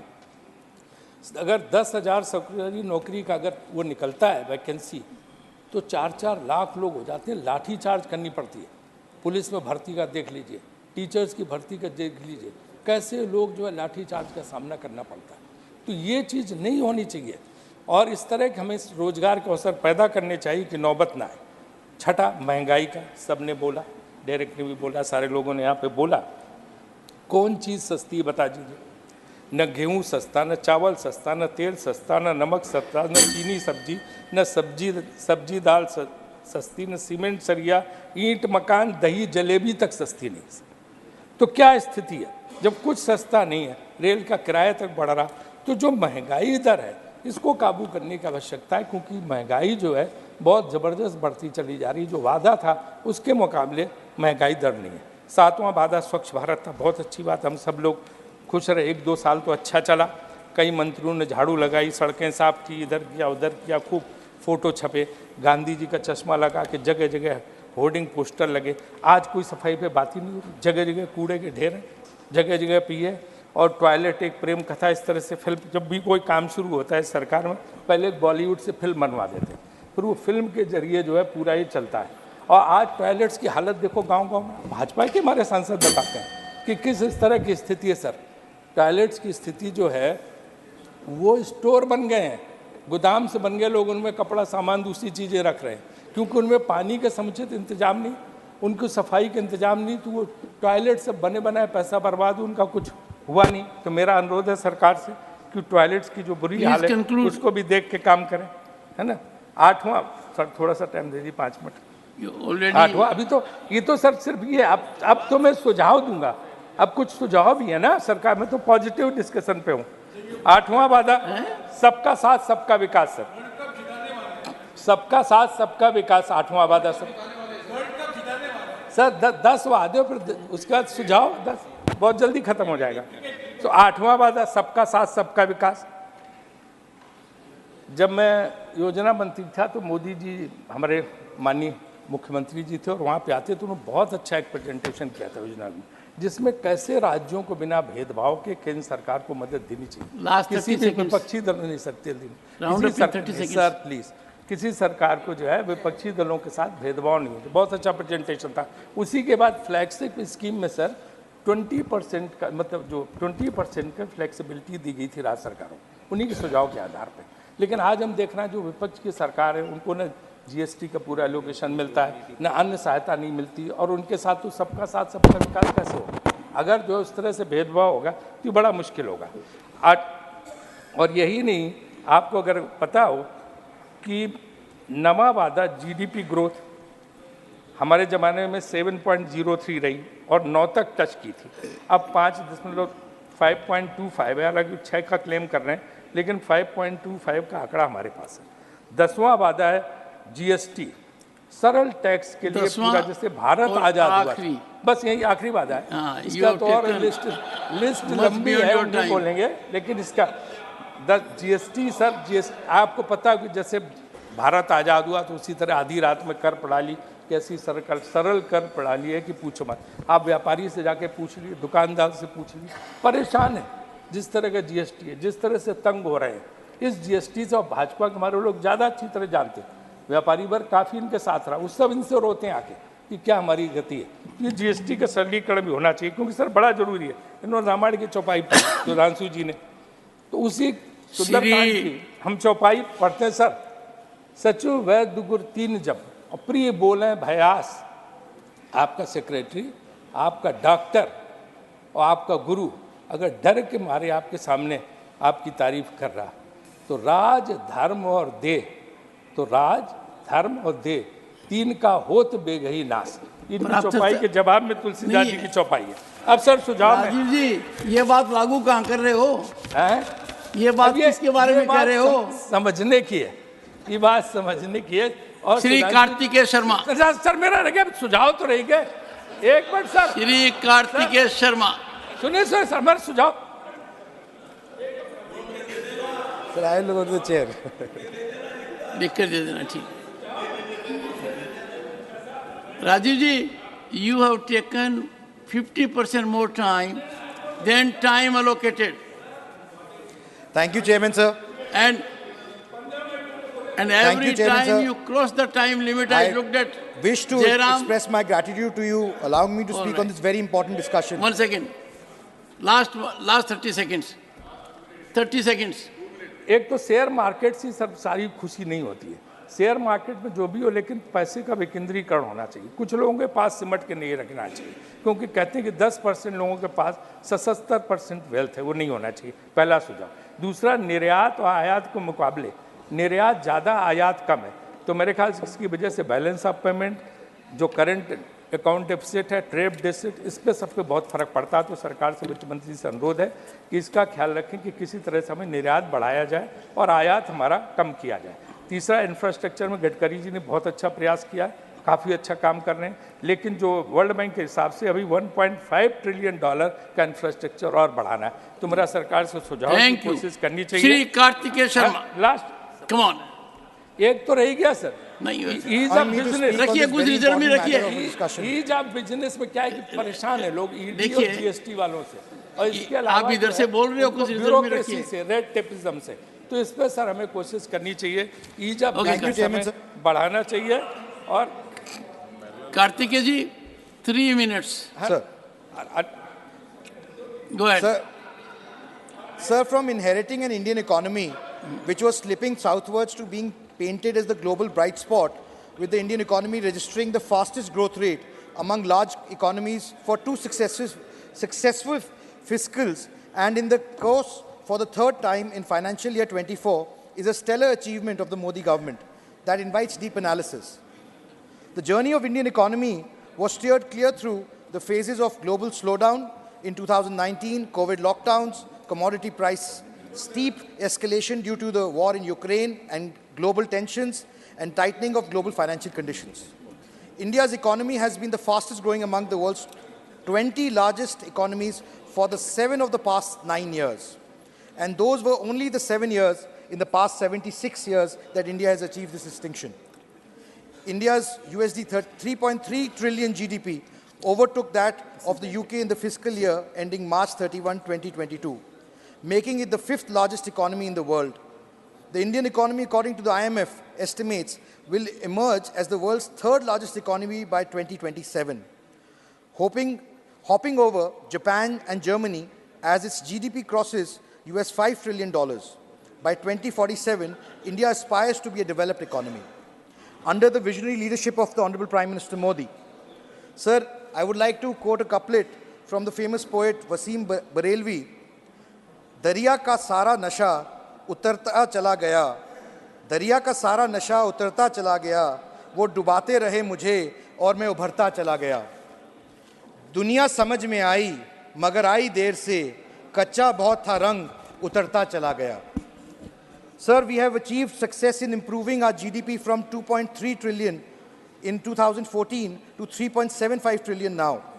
On the ground, in 13-14, our per capita income was 68,000 rupees. which has now increased to 1,80,000 rupees in 22-23. In 2014, the capital expenditure was 3.9 lakh crores, and the Union government under the leadership of Prime Minister has increased it to rupees 10 lakh crores by 2023. A senior member of parliament before me spoke about the issue of states. The Union government has increased the allocation to the states under the various schemes from rupees 30 lakh crores during 2004 to 14 to about 100 lakh crores in the 9 years from 14 to 23. Between 2004 and 14, tax collections was 19 lakh crores, which has now increased to 70 lakh crores in the 9 years from 14 to 23. GST collection has reached rupees 1.87 lakh crores in April 2023, and monthly average GST collection is 1.69 lakh crores. Our foreign exchange reserves were 309 billion. Today they stand at 593 billion. So, sectors like hydrogen, semiconductor, electric vehicles, solar, energy, defense, Sharma ji, drone please space, mining. And please conclude, Sharma ji, please. Thank you, sir. Next speaker is GVL Narasimha Rao garu. GVL Narasimha Rao garu. Speak loudly.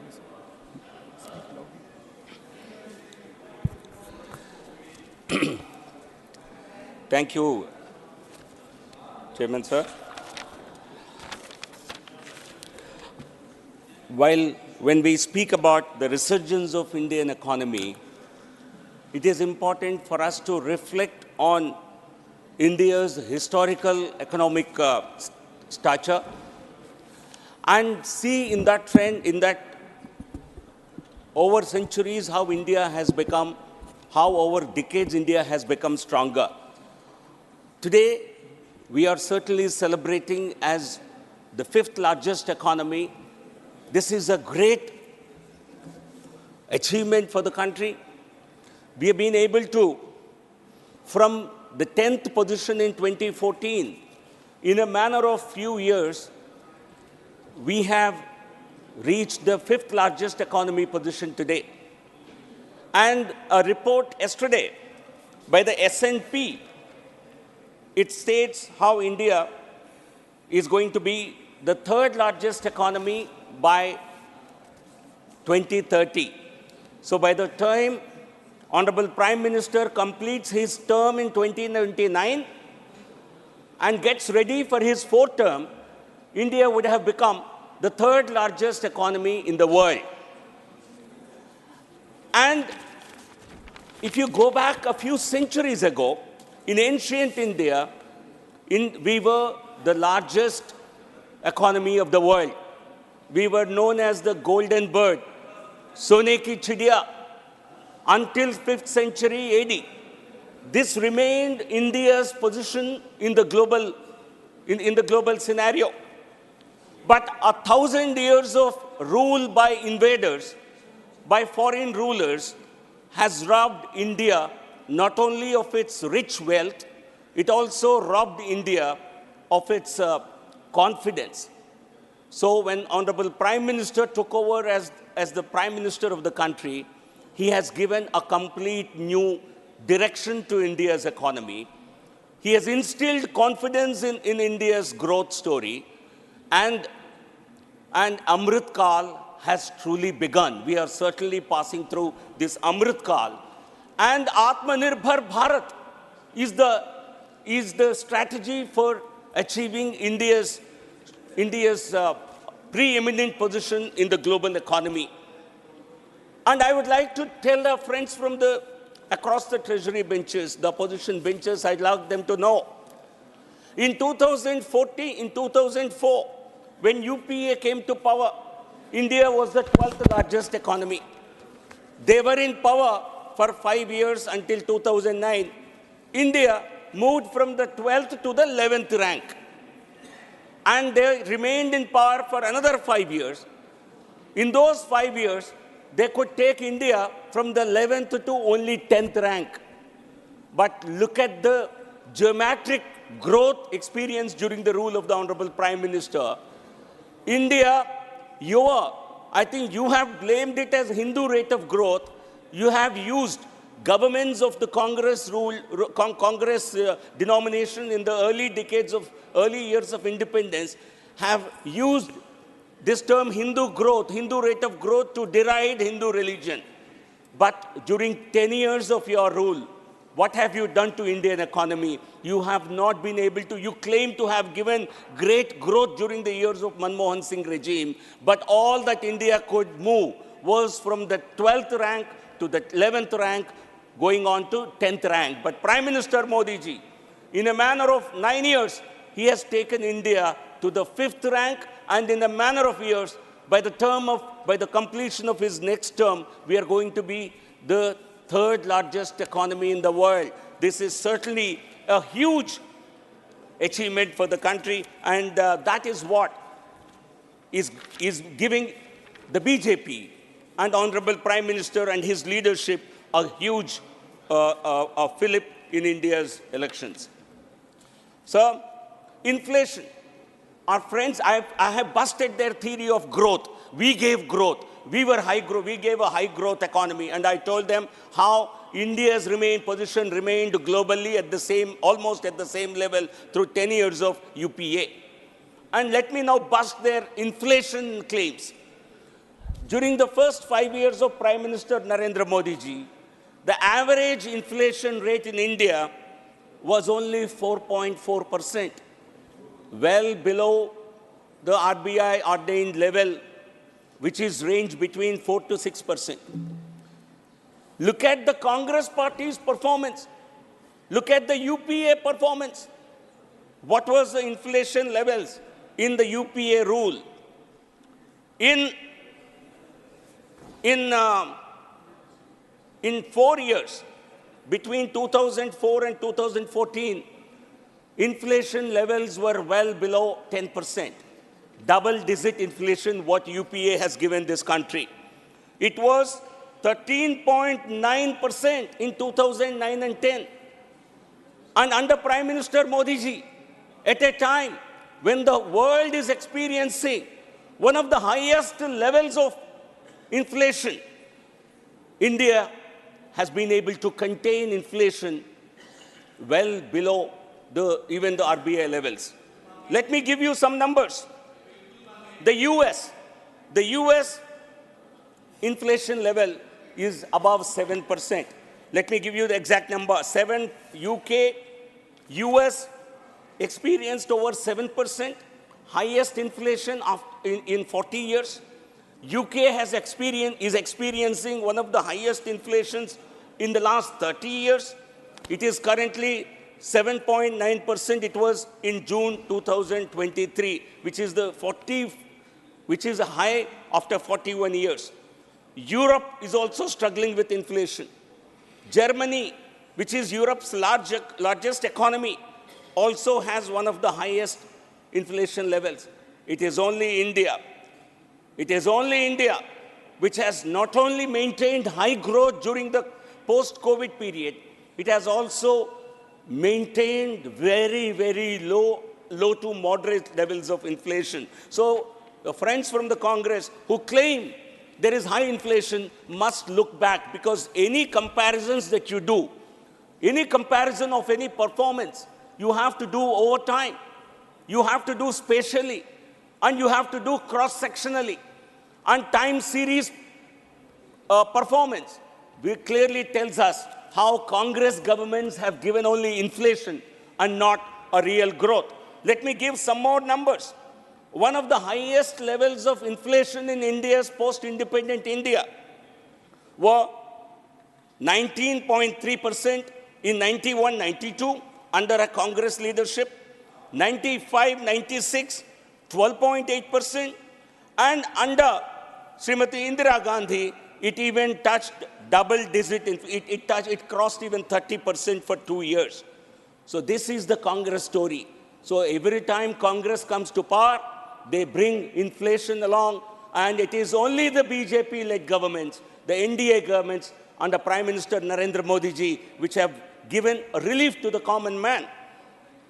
Jab Congress aati hai, tab mehengai lati hai. I think this would be a nice slogan that would go along with them, because in Karnataka, where they came to power only in early this year, in May this year, soon after they came to power, they hiked milk prices by 3 rupees per litre, They hiked electricity charges, though through a very indirect mechanism by increasing fuel and power purchase cost elements in this. They have increased every commodity that a common man needs for his survival. So the Congress Party's only guarantee is Mehengai guarantee, is inflation guarantee and nothing else. So if you look at our performance, India's GDP growth for the last year was 7.2%, the fastest growing economy of all the major economies in the world. And this has been possible.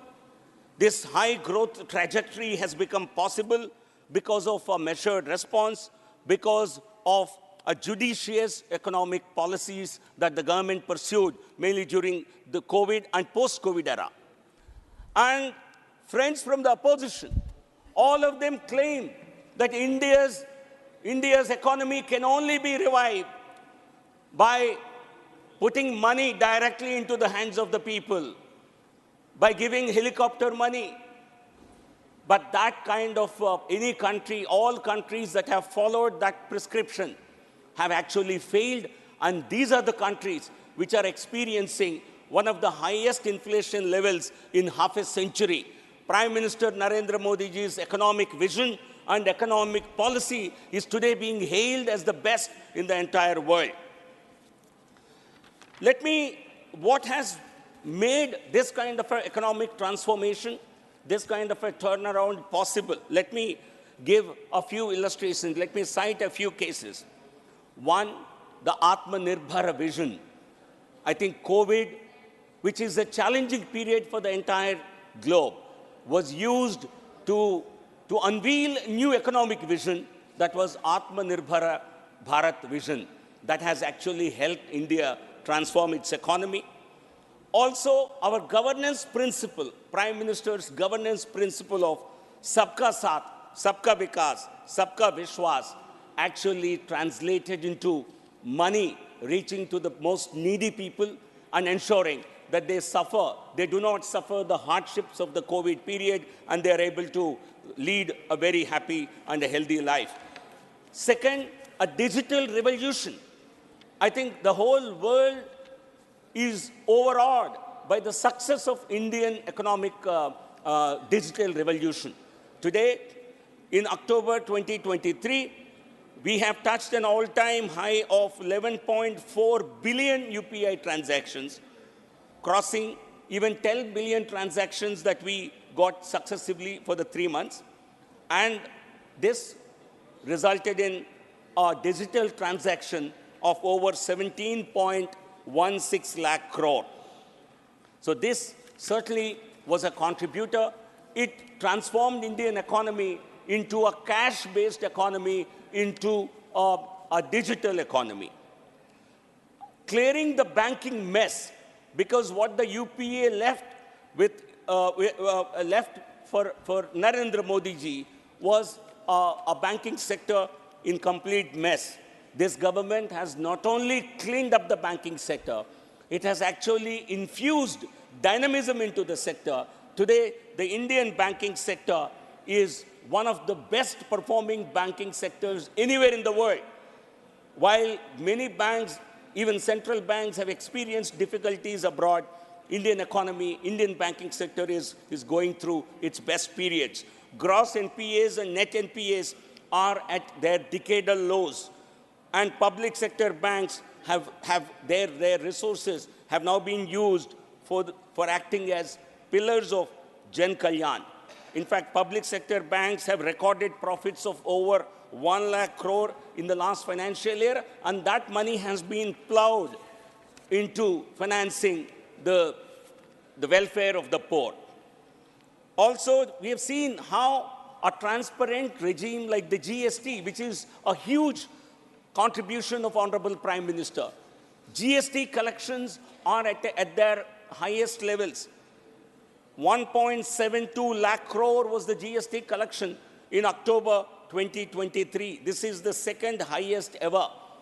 A few months ago, a year ago, 1 lakh crore also was considered to be a very important milestone to be achieved. And today, we have crossed 1.73 lakh crore. This clearly shows the buoyancy in the Indian economy. It shows the resurgence in the Indian economy. And anyone who disputes it can only get their validation in these numbers. There is also a surge in direct tax income, direct tax revenues. The direct tax revenues are 10.6 lakh crore till 9th November, as against 10.6 lakh crore previous year during the same period, which has registered a near 22% healthy growth. This clearly shows even the net growth in corporate income tax collections shows a 12.5% rise. So there is a resurgence in the Indian economy across all the sectors. The investments, both the private investment and the foreign direct investment, have shown a big improvement. The foreign direct investment during the UPA 10 years, during the UPA 10 years was $304 billion, which has more than doubled to $628 billion so far. This is an increase of more than 100%. So with this kind of a performance, the country is poised to achieve its economic goals and very soon to become third largest economy in the world and going back to achieving India's ancient glory under Prime Minister Narendra Modi ji. Yehi Modi ji ki guarantee hai. Thank you. Thank you very much. Thank you.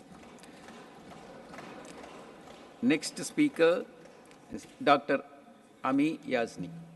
Ji, Madam.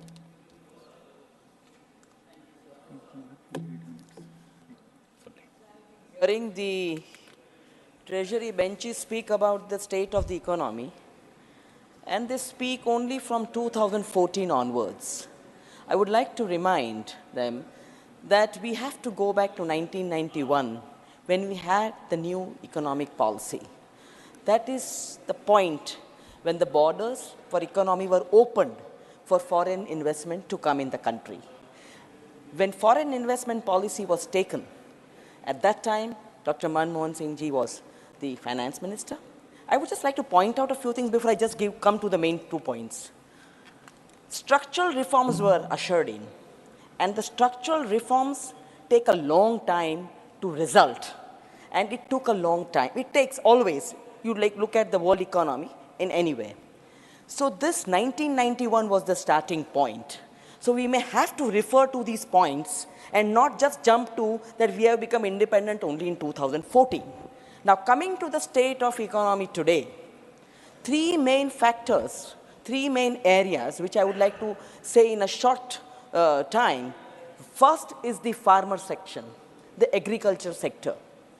Some of the data is not even in the formal economy because they are landless farmers who are working on farms. That productivity is not reflecting in the formal economy. That farmer section or that particular sector is devoid of any reforms today. They are wanting some kind of reforms which is not reflecting in the economy, and we are seeing landless farmers. We are seeing farmers who are wanting some kind of reforms, and they want credit, they want equipments, and several other things. The second sector, which is very important and which nobody is talking about, is the MSME sector.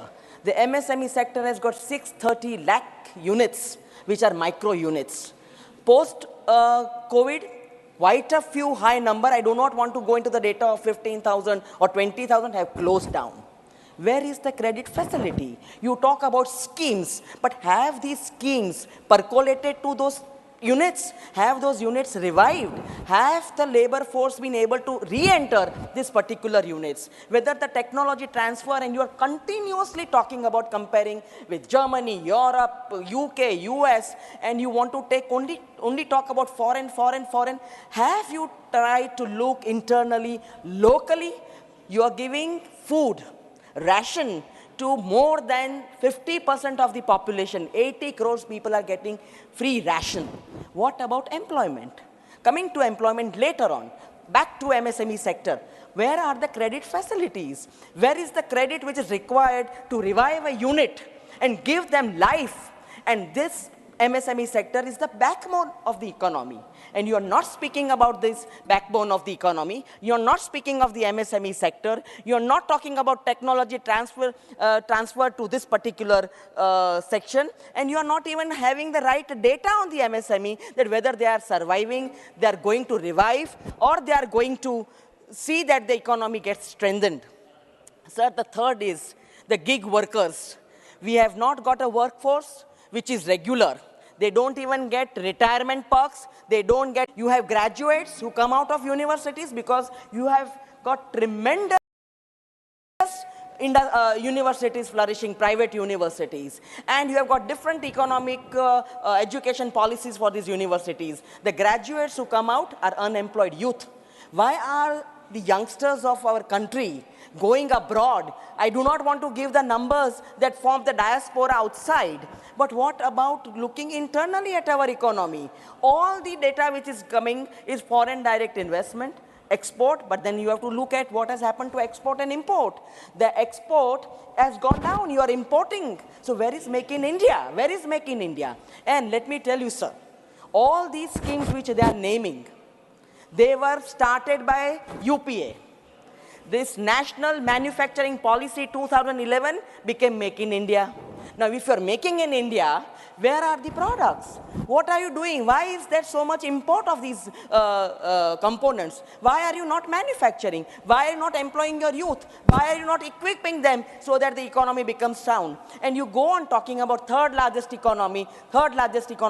So let me tell you, sir, that our country became the third largest economy in purchasing power parity in 2011. This indicates that India's overall economic output, adjusted for the relative cost of living, was the third highest in the world. This shows that it implies that a higher standard of living for Indian citizens. Today, we talk about poverty, but we do not have poverty alleviating programs. On the contrary, we are making them handicapped by giving rations. We are not equipping them, we are not empowering them to become able-bodied people who can be employed. You are not creating employment opportunities, but you want to talk about schemes that you have renamed. So in the end, I would like to say that you have to look at the global hunger index. Where do we stand? We have to look at malnutrition for children. Our children are being wasted, stunted growth. You have to look at female infanticide. You have to look at mortality for children. What are we doing in the healthcare system? So when you talk about the state of the economy, you don't only have to talk about comparing with other countries, you have to look inward. When you make your economy strong, then you can speak about the state of the economy and not the ruling dispensation's head or people who are